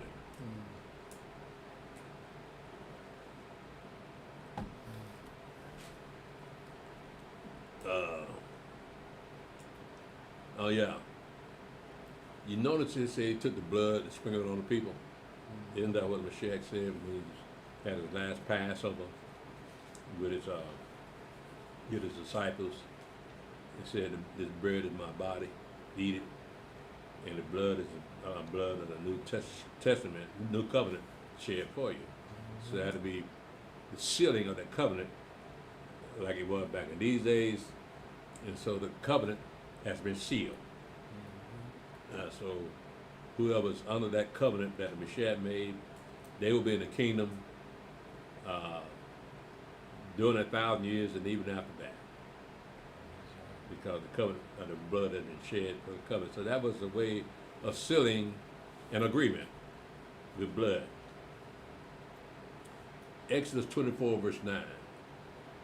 Then went up Moshe and Aaron, Nadab and Abihu, and 70 of the elders of Israel, and they saw the Elohim of Israel, and there was under his feet as it were a paved work of sapphire stone, and it was, and as it were, the body of heaven in its clearness.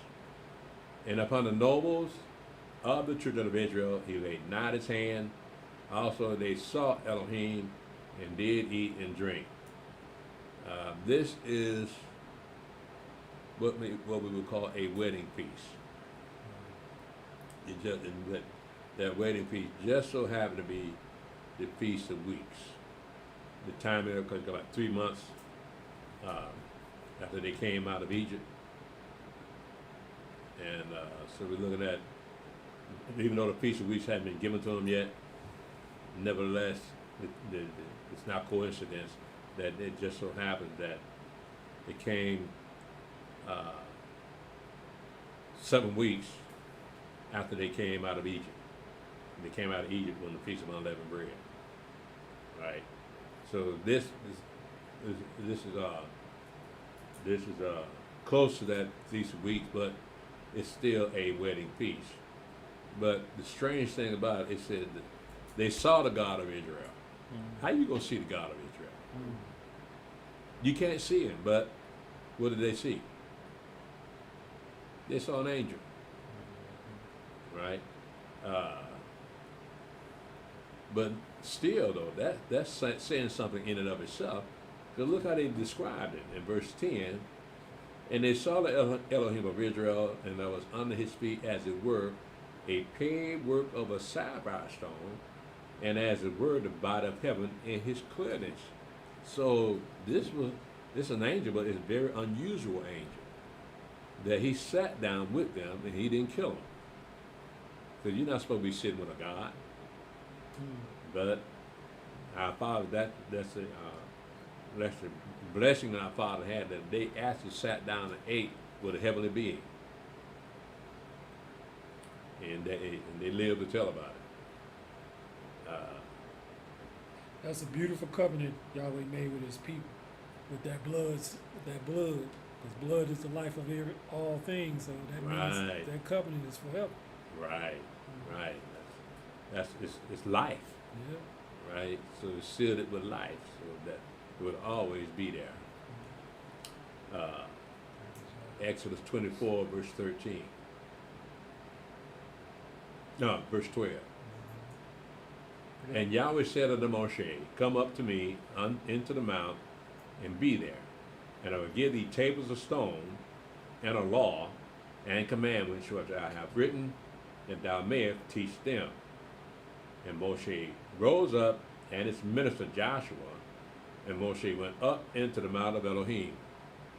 And he said unto the elders, tarry you here for us, until we come again unto you. And behold, Aaron and Hur are with you. If any man have any matters to do, let him come unto them. And Moshe went up into the mount, and a cloud covered the mount, and the glory of Yahweh abode upon Mount Sinai, and the cloud covered it 6 days. And the seventh day he called unto Moshe out of the midst of the cloud, and the sight of the glory of Yahweh was like devouring fire on top of the mount in the eyes of the children of Israel.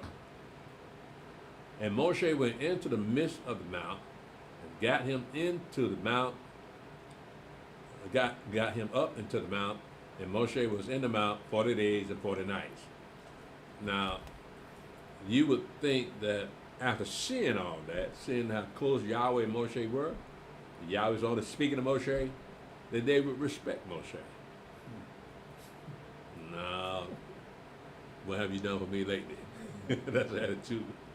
Yeah, we know you and Yahweh tight, but and we still can see you.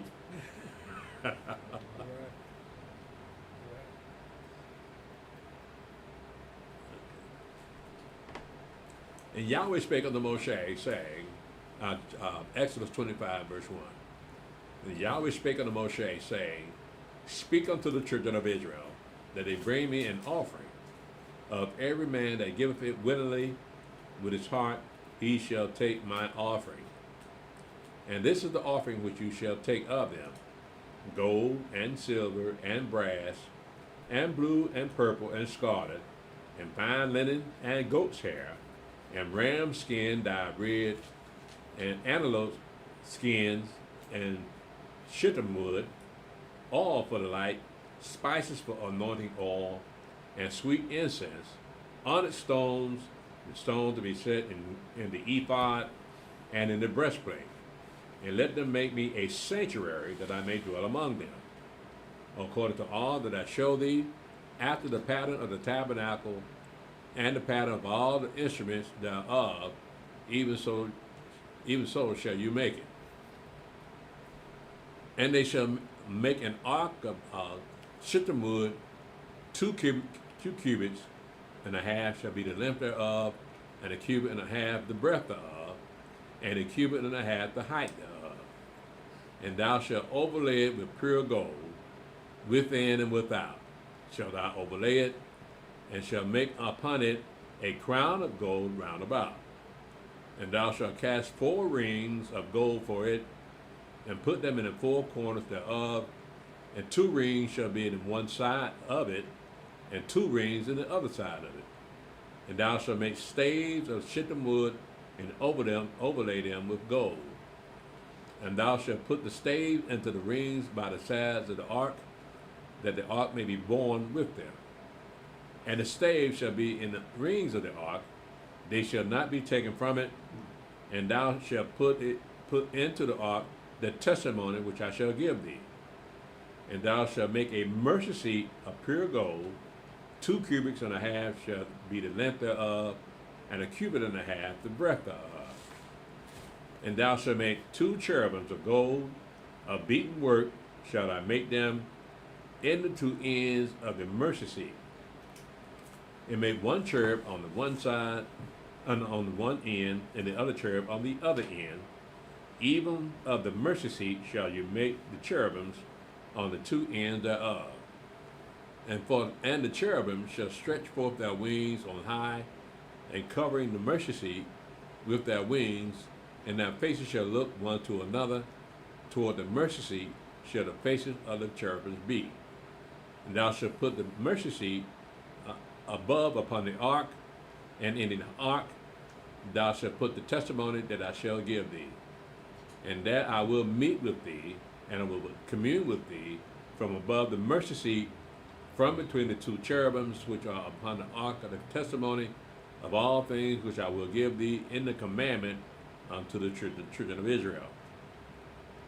Thou shalt also make a table of shittim wood. 2 cubits shall be the length thereof, and 1 cubit the breadth thereof, and 1 cubit and a half the height thereof. And thou shalt overlay it with pure gold, and make therein a crown of gold round about. And thou shalt make unto it a border of a hand's breadth round about, and thou shalt make a golden crown to the border thereof round about. And thou shalt make for it 4 rings of gold, and put the rings in the 4 corners that are on the 4 feet thereof. Over against the border shall the rings be for places for the staves to bear the table. And thou shalt make the staves of shittim wood, and overlay them with gold, that the table may be borne with them. And thou shalt make the dishes thereof, and the spoons thereof, and covers thereof, and the bowls thereof, to cover withal, of pure gold shalt thou make them. And thou shalt set upon the table showbread before me daily. And thou shalt make a candlestick of pure gold. Of beaten work shall the candlestick be made. His shaft, and his branches, and the bowls, and his bowls, his knops, and his flowers shall be of the same. And 6 branches shall come out of the sides of it, 3 branches of the candlestick out of the one side, and 3 branches of the candlestick out of the other side. 3 bowls made like unto almonds, with a knot and a flower in one branch, and 3 bowls made like unto almonds in the other branch, with a knot and a flower. So in the 6 branches that come out of the candlestick, and in the candlestick shall be 4 bowls made like unto almonds, with their knots and their flowers. And there shall be a knot on the 2 branches of the same, and a knot on the 2 branches of the same, and a knot on the 2 branches of the same, according to the 6 branches that proceed out of the candlestick. Their knots and their branches shall be of the same. All of it shall be one beaten work of pure gold. And thou shalt make the 7 lamps thereof, and they shall light the lamps thereof, that they may give light over against it. And the tongs thereof, and the snuff dishes thereof, shall be of pure gold. Of a talent of pure gold shall he make it with these vessels, and look that thou make them after their pattern which was showed thee in the mount.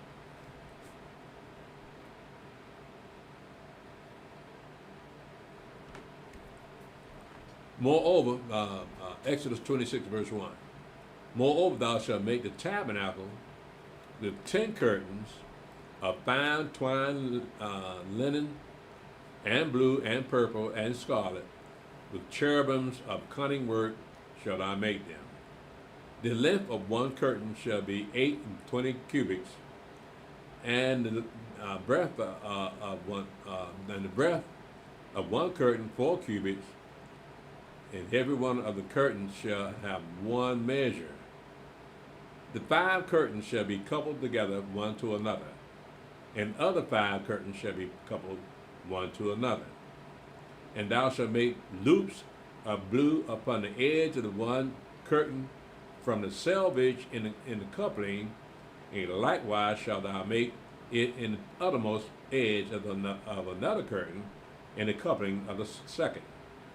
50 loops shalt thou make in the one curtain, and 50 loops shalt thou make in the edge of the curtain that is in the coupling of the second, that the loops may take hold one to another. And thou shalt make 50 taches of gold, and couple the curtains together with the taches, and they shall be one tabernacle. So if you want to see what all this looks like, I got a lot to read here, but if you want to see what all this looks like, Google it. Google the tabernacle of the wilderness, and it'll give you the whole picture of what we're talking about here. We read it verse by verse, telling them what to do, but it's all put together. These white people don't already put that thing together to see what it looks like.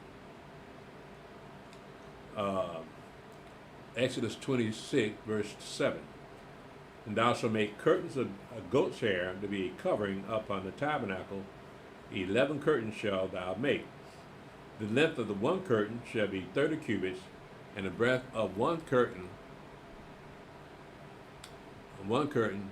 4 cubits, and 11 curtains shall be all of one measure. And thou shalt couple 5 curtains by themselves, and 6 curtains by themselves, and shall double the 6th curtain in the forefront of the tabernacle. And thou shalt make 50 loops on the edge of the one curtain that is outmost in the covering, 50 loops in the edge of the curtain which coupleth the second. And thou shalt make 50 taches of brass, and put the taches into the loops, and couple the tent together, that it may be one. And the remnant that remaineth of the curtains of the tent, the half curtain that remaineth, shall hang over the backside of the tabernacle, and a cubit on the one side, and a cubit on the other side of that which remaineth in the length of the curtains of the tent. It shall hang over the sides of the tabernacle on this side and on that side to cover it. And thou shalt make a covering for the tent of ram skin dyed red, and a covering above the antelope skin. And thou shalt make boards for the tabernacle of shittim wood standing up. 10 cubits shall be the length of a board, and a cubit and a half shall be the breadth of one board. 2 tenons shall there be in one board, set in order one against another. This shalt thou make for all the boards of the tabernacle. And thou shalt make the boards for the tabernacle, 20 boards on one side, on the south side, southward. And thou shalt make 40 sockets of silver under the 20 boards, 2 sockets on the one board for his 2 tenons, and 2 sockets on another board for his 2 tenons.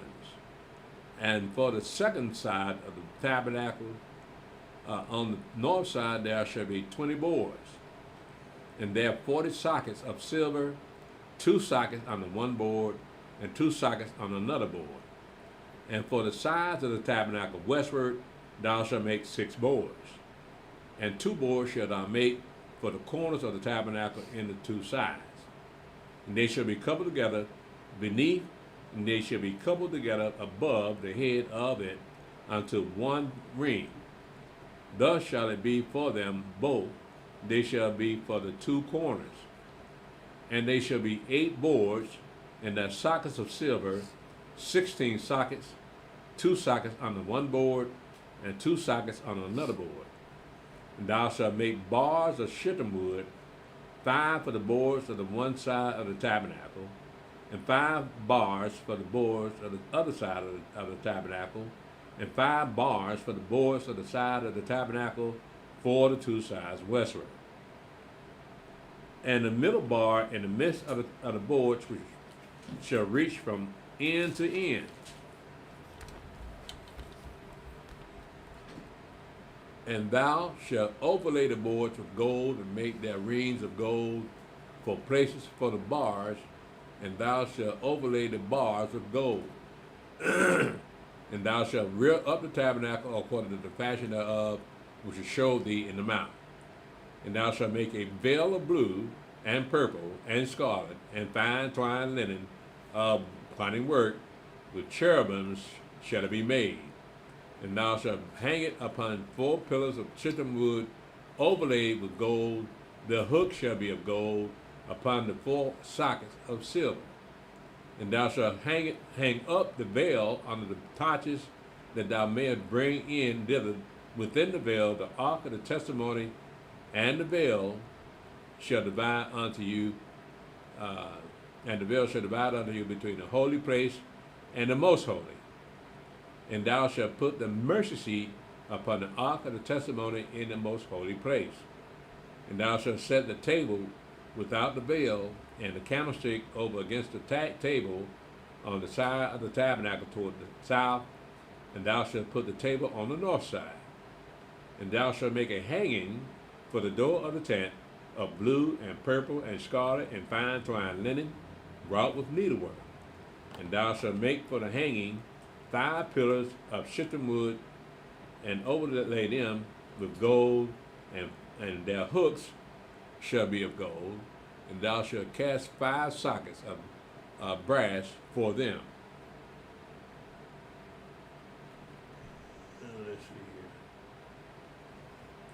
here. Let me see. Yeah, I think we can make it. Exodus 27, verse 1. And thou shalt make an altar. You see how Yahweh's house is starting to look? That is the best looking house in town. Got gold everywhere. Exodus 27, verse 1. And thou shalt make an altar of shittim wood, 5 cubits long and 5 cubits broad. The altar shall be 4 square, and the height thereof shall be 3 cubits. And thou shalt make the horns of it upon the 4 corners thereof. His horns shall be of the same, and thou shalt overlay it with brass. And thou shalt make his pans to receive his ashes, and his shovels, and his basins, and his flesh hooks, and his fire pans. All the vessels thereof thou shalt make of brass. And thou shalt make for it a great network of brass, and upon the net shalt thou make 4 brazen rings in the 4 corners thereof. And thou shalt put it under the compass of the altar beneath, that the net may be even to the midst of the altar. And thou shalt make staves for the altar, staves of shittim wood, and overlay them with brass. And the staves shall be put into the rings, and the staves shall be upon the 2 sides of the altar to bear it. Hollow with boards shall I make it, as it was showed thee in the mount, so shall they make it. And thou shalt make the court of the tabernacle. For the south side southward there shall be hangings for the court of 5 twined linen, of 100 cubits long, for one side. And the 20 pillars thereof, and the 20 sockets shall be of brass. The hooks of the pillars and the fillets shall be of silver.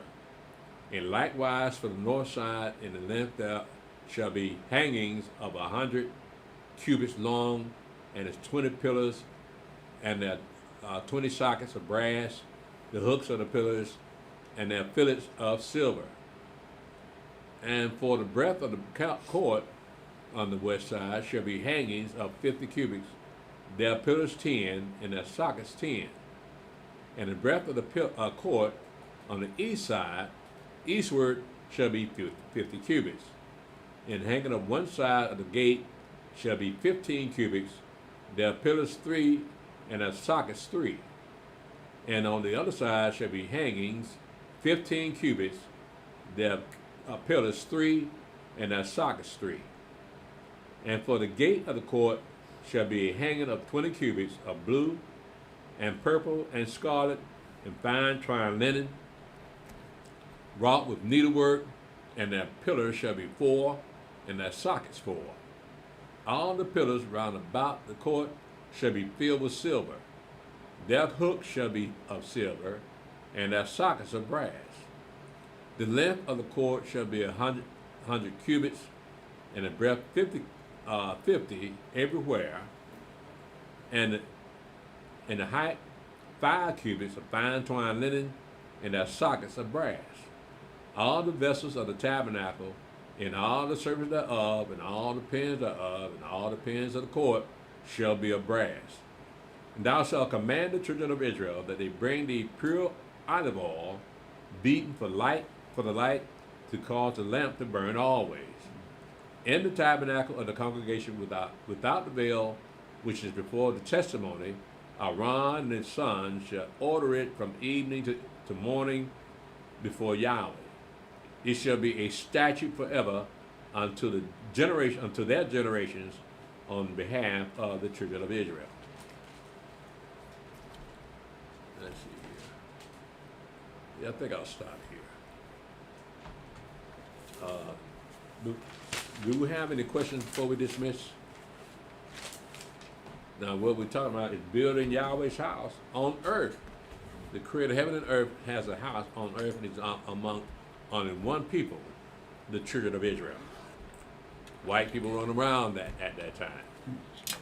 But you listen to them talk, they're God's people too. Yeah, right. Now, he didn't do this with y'all.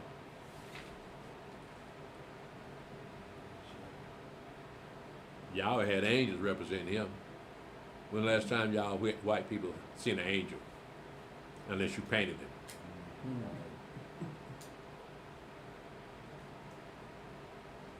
No, sorry, white folk. Yeah, I know you want to be the chosen people, but you can be allowed in the kingdom. All right, you'll be there. And don't worry about that. The doors of eternal life has been opened up to you too. But as far as the children of Israel go, in that city, Jerusalem, it's going to be 12 gates. And all over the 12 tribes, put the name of the 12 tribes of Israel on them. So, hey, what do you want to do? All right, well, let's see what's cooking on chat.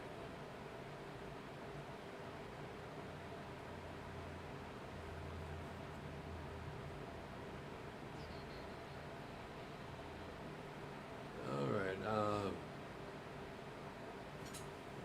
come back here.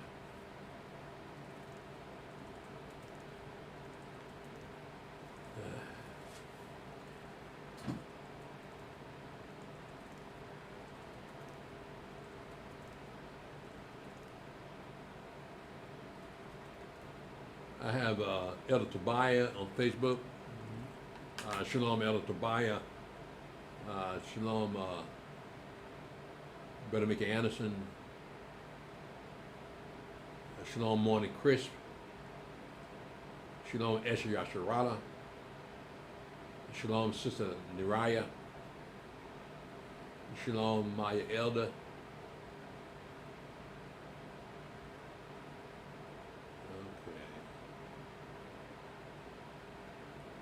Shalom, Clarence Marks and Sister Yulita. Shalom, Susie Garman. Shalom, Rhodesia Williams. Shalom, Brother Ahaya Yehuda ben Israel. Shalom, Brother Gregory Rucker. Shalom, Brother Eliyahu ben Israel. Shalom, Sister Melinda Curry. Shalom, Brother Alahayim, Elder Alahayim, and Ben Yasharala, and Mother Malaka Ben Yasharala. Shalom, Repentant Judah. Shalom, Brother Adrian Davis out there on the West Coast. Shalom, Brother Kevin Burtz. Shalom, Sister Amelia Pennington. Shalom Elder Hiram, Shalom Elder Mick, Shalom Elwin, Shalom MSC, Shalom Brother Kevin Berg, Shalom Elder and brothers and sisters. The question that was just asked by Deacon Zach, and then the answer that you gave, Elder, about how a brother can do a certain murder, I was just thinking about when Moshe killed that Egyptian. Did Elohim, did God lead this because the two Hebrew brothers were about to fight, or was Satan involved in this? No, Satan wasn't involved in that. What Yahweh's doing is introducing you to your father to see what kind of people your fathers were. They didn't get along with one another, so they're there in the middle of the street fighting. So don't we do that today? So Moshe just wanted to break it up. I said, what y'all fighting for? Right? So it didn't have nothing to do with Satan. You look at black people, the way they act today, they act the same way the people of the Bible. So you can't say Satan. Well, if you don't keep Yahweh's law, you don't have any protection from Satan. And so those two Hebrew brothers wrestling out there fighting each other, they hadn't been keeping Yahweh's law because they hadn't been given it. So you can look at it that way. It's easy for your flesh to be tempted to do something wrong. And so Moshe was there just to break it up, show you what kind of spirit he had. He's a meek and humble spirit. So why y'all fighting? Y'all brothers. Now, when it comes to murder, yeah, there's no sacrifice for murder. If a person murdered someone, yeah, he got to be killed.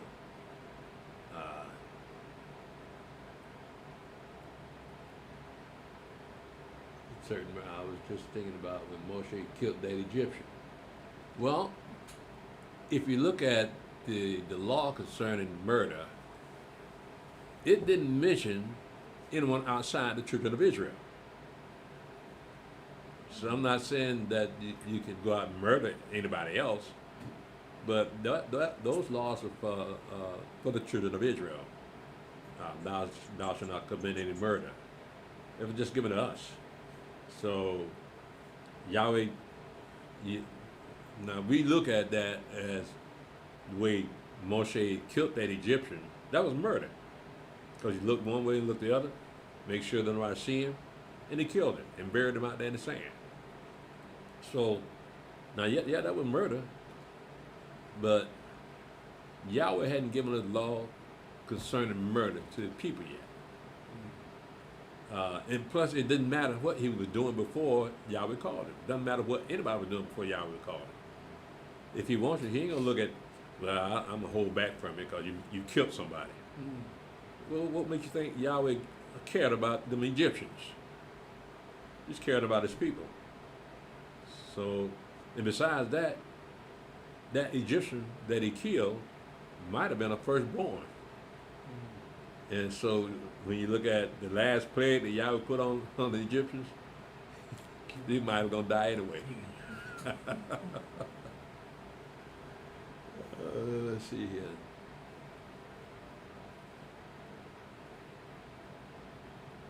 Now they hadn't. Yeah, it didn't matter to Yahweh that he killed that Egyptian. Shalom, Angeline Rowe. I have another question. This is my last question. Yeah, right. Well, you just spoke about when a man strike a woman and she lose her child in this. Yes, she's carrying. What about when they perform abortions? How is God looking at that with the woman that's doing the abortion and the doctor that is performing it? Well, now you're talking about judgment. And that's all in Yahweh's hand. I can't tell you how Yahweh going to judge these people, because Yahweh have mercy upon whom he will have mercy. So, yeah, it's taking a life, but Moshe just took a life. So Yahweh have mercy upon whom I can't answer for Yahweh. Shalom, brother Ukal. Elder. Praise y'all. Get out today. Are you home, man? Yeah. He's home? Okay. Shalom, brother Cephas. See, Shalom, elder brothers and sisters. I have one more question. No, it's never one more. This is my last. It's never one more. I've heard that so many times. That's my last question. No, even up in the pulpit, I said. In conclusion, I got one more place to go. We'll be there another hour.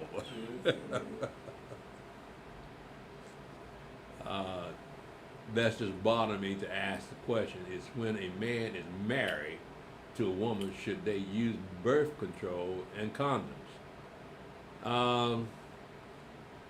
No, back in these days, they wanted children, so they wouldn't try to find a way not to have children. So at the time that the law was given, yeah, the woman wanted to have children for the man, and the man wanted to have sons that he can pass his inheritance to. So the thought of not having children that way never came to our father's mind. Now today, that's between you and your wife. If you want to do that, and that's some person, because you still one flesh. If you both agree to it, that's fine. If one don't agree to it, then y'all got to work that out. But you still husband and wife, and I don't get involved with husbands and wives. Shalom, brother Hodiah. Shalom, Sister Nabah. Shalom, Avisha Judah. Shalom, Neil the P. Shalom, Ezra ben Israel. Shalom, brother David. Shalom, brother Ezra Elder. When we read where Yahweh said he will send his angel before them and not to provoke him because my name is in him, is this why the angel at the burning bush referred to himself as Yahweh? Yeah, he had the authority to say that it was Yahweh, because you're never going to see Yahweh. What you're going to see are its angels representing Yahweh. And it just so happens we recognize who the angel of the burning bush turned out to be. That was Michael, the captain of Yahweh's armies. That was Michael, because he says the same thing to Joshua.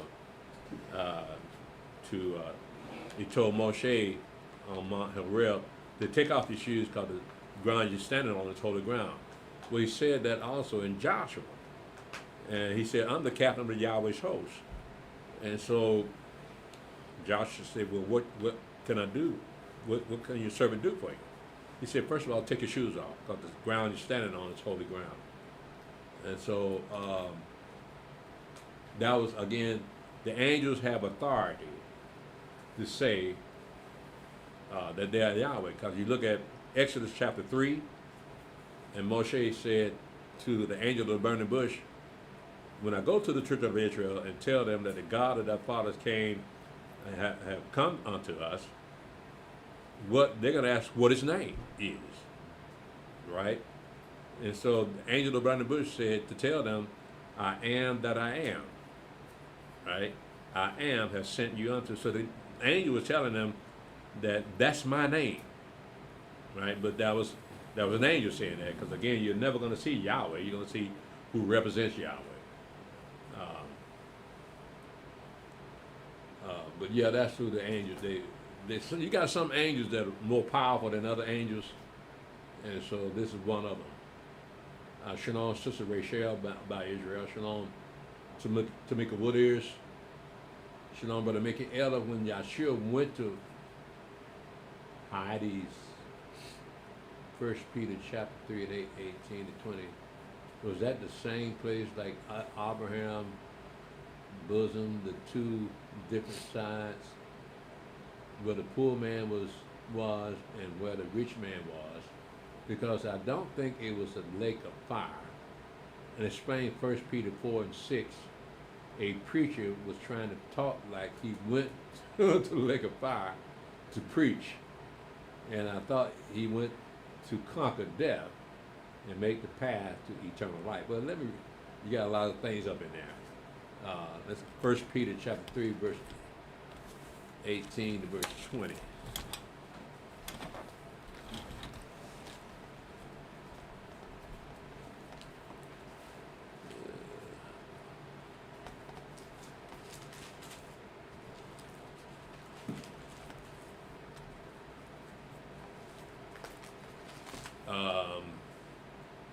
It says,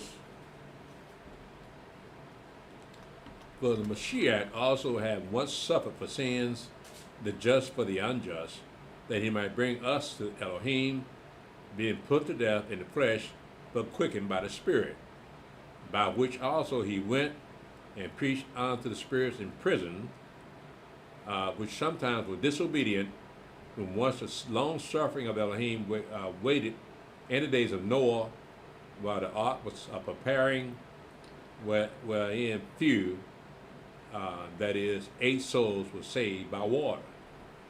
And so the question is, who's hiding? Does he mean Hades? Hades? Is that what he means? Is that what he's talking about, Hades? Looks like. Well, that's a good guess. It looked like Hades. Okay, Yahshua went to Hades, 1 Peter chapter 3, verse 18 to 20. Was that the same place like Abraham's bosom, the two different sides where the poor man was and where the rich man was? Because I don't think it was the lake of fire. And explain 1 Peter 4 and 6.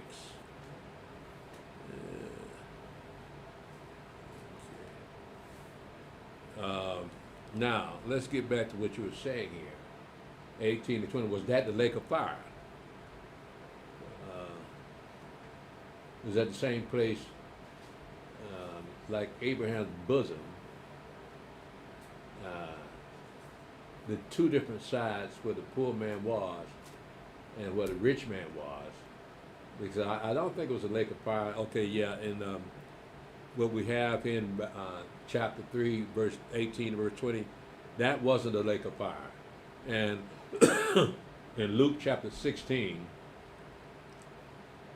when you had the story of Lazarus and Abraham, Lazarus was a poor man and the rich man was rich, and Lazarus died and the rich man died, but the rich man was thrown into the lake of fire. And Lazarus was in the bosom of Abraham. But to understand what the word bosom means, it's a favorite place to be in somebody's company. It's not really laying there in the bosom. So that's where our father thought back in the days. But he was giving you an example. The Mashiach, that was in the form of a parable, but it had more realism in that form than the rest of his parables, because he does mention the rich man suffering in the lake of fire, and that is actually going to happen when people are thrown in that last day of judgment. People are going to be thrown into the lake of fire. You're going to be tormented there forever. And so when he reads up here in 1 Peter 3, verse 18, it says, for the Messiah also had once suffered for the sins, the just for the unjust, that he might bring us to Elohim, being put to death in the flesh, but quickened by the Spirit, by which also he went and preached into the spirits in prison, which sometimes were disobedient, when once the long suffering of Elohim waited in the days of Noah, while the ark was preparing, wherein few, that is, 8 souls, were served by water. Now, he can't compare that to the lake of fire, because when he said that he preached to the spirits in prison, he's not talking about physical prison. For instance, the Mashiach told the people, the Jews that believed in him, he told them, you shall know the truth, and the truth shall make you free.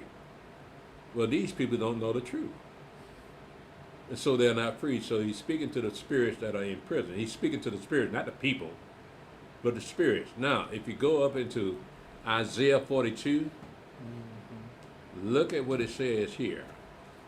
about what's going to happen to those people.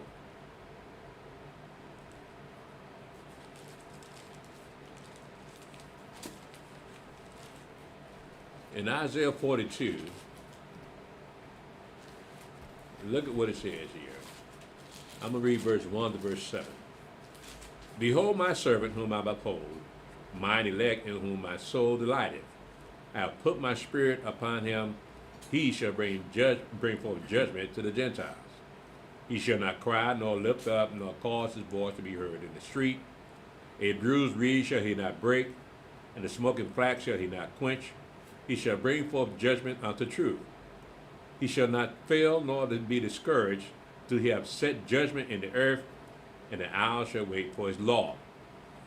Thus saith Yahweh Elohim, he that created the heavens and the earth, and stretched them out. He that created the heavens and stretched them out. He that spread forth the earth, and that which cometh out of it. He that giveth breath unto the people upon it, and spirit to them that walk therein. I, Yahweh, have called thee in righteousness, and will hold thine hand, and will keep thee, and give thee for a covenant of the people, and for a light of the Gentiles, to open the blind eyes, to bring out the prisons from the prison, and them that sit in darkness out of the prison houses.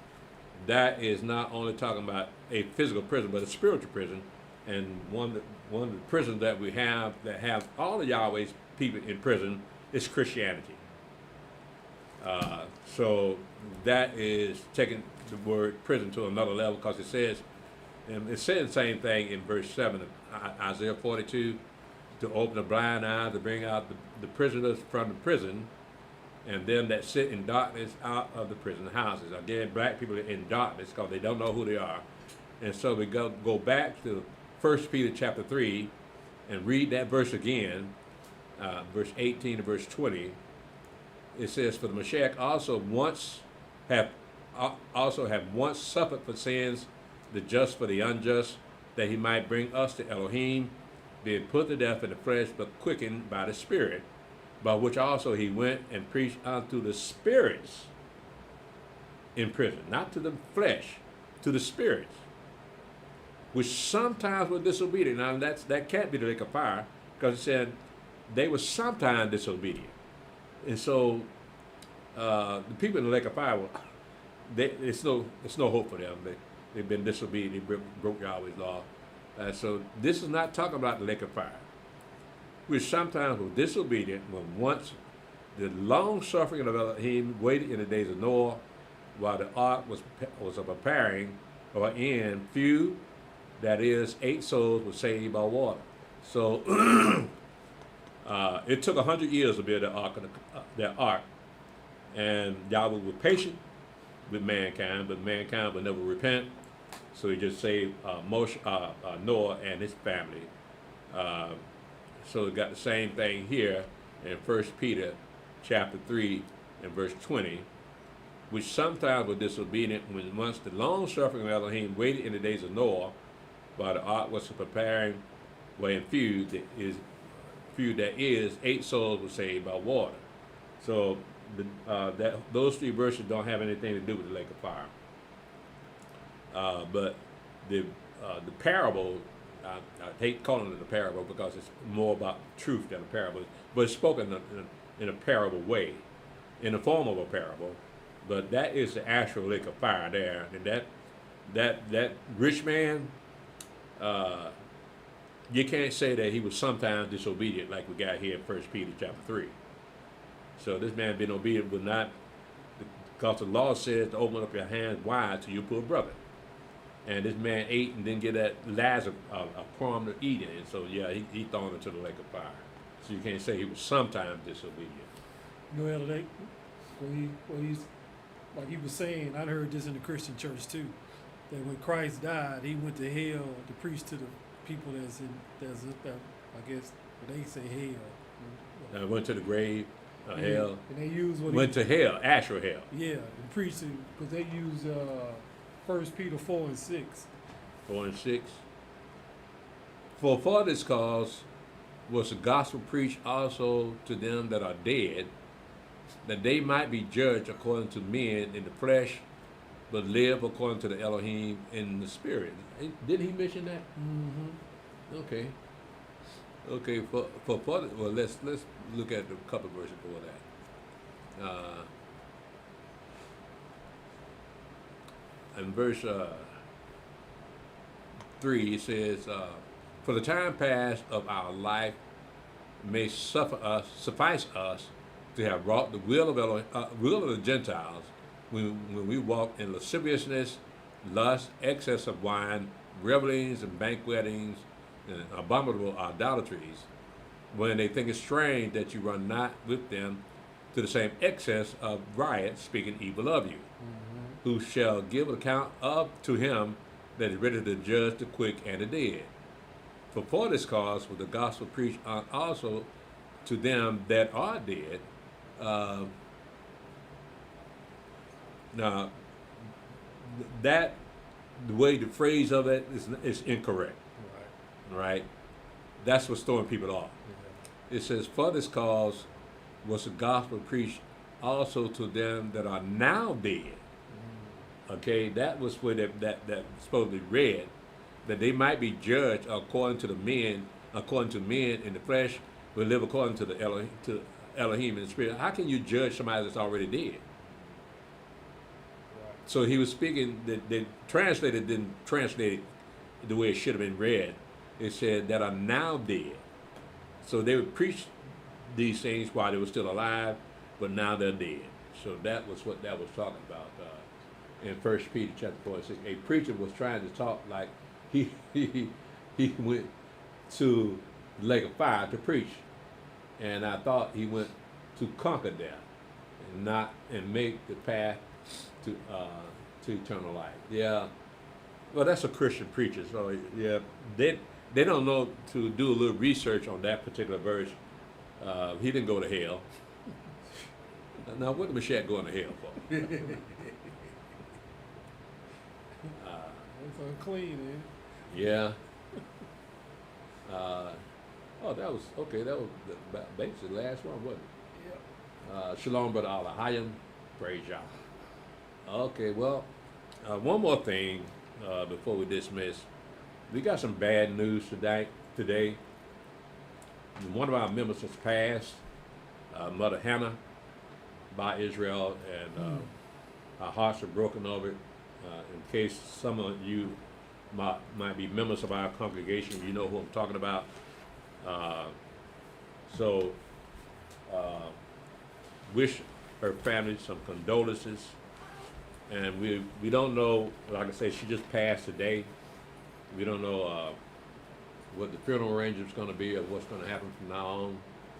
I talked to Sister Melissa today, and she said she will sit in with the family and offer her condolences also. But our hearts are broken because she was a beautiful mother. And I love to hear her thick Jamaican accent. Yep. she sure was from Jamaica. But we praise Yahweh for that. Yahweh sent her to us, and she got baptized, and Yahweh will see her again. I'm going to go ahead and shut it down, Facebook and YouTube. Thank y'all for joining us. Join the sisters class. It's coming 5th day, which is Thursday at 8 o'clock p.m. And we have a Sabbath service. This coming 7th day at 1 o'clock. And when is your new moon? First day. This coming first day, we got a new moon service. So we got a pretty busy week this week. So again, thank you, Facebook. Thank you, YouTube.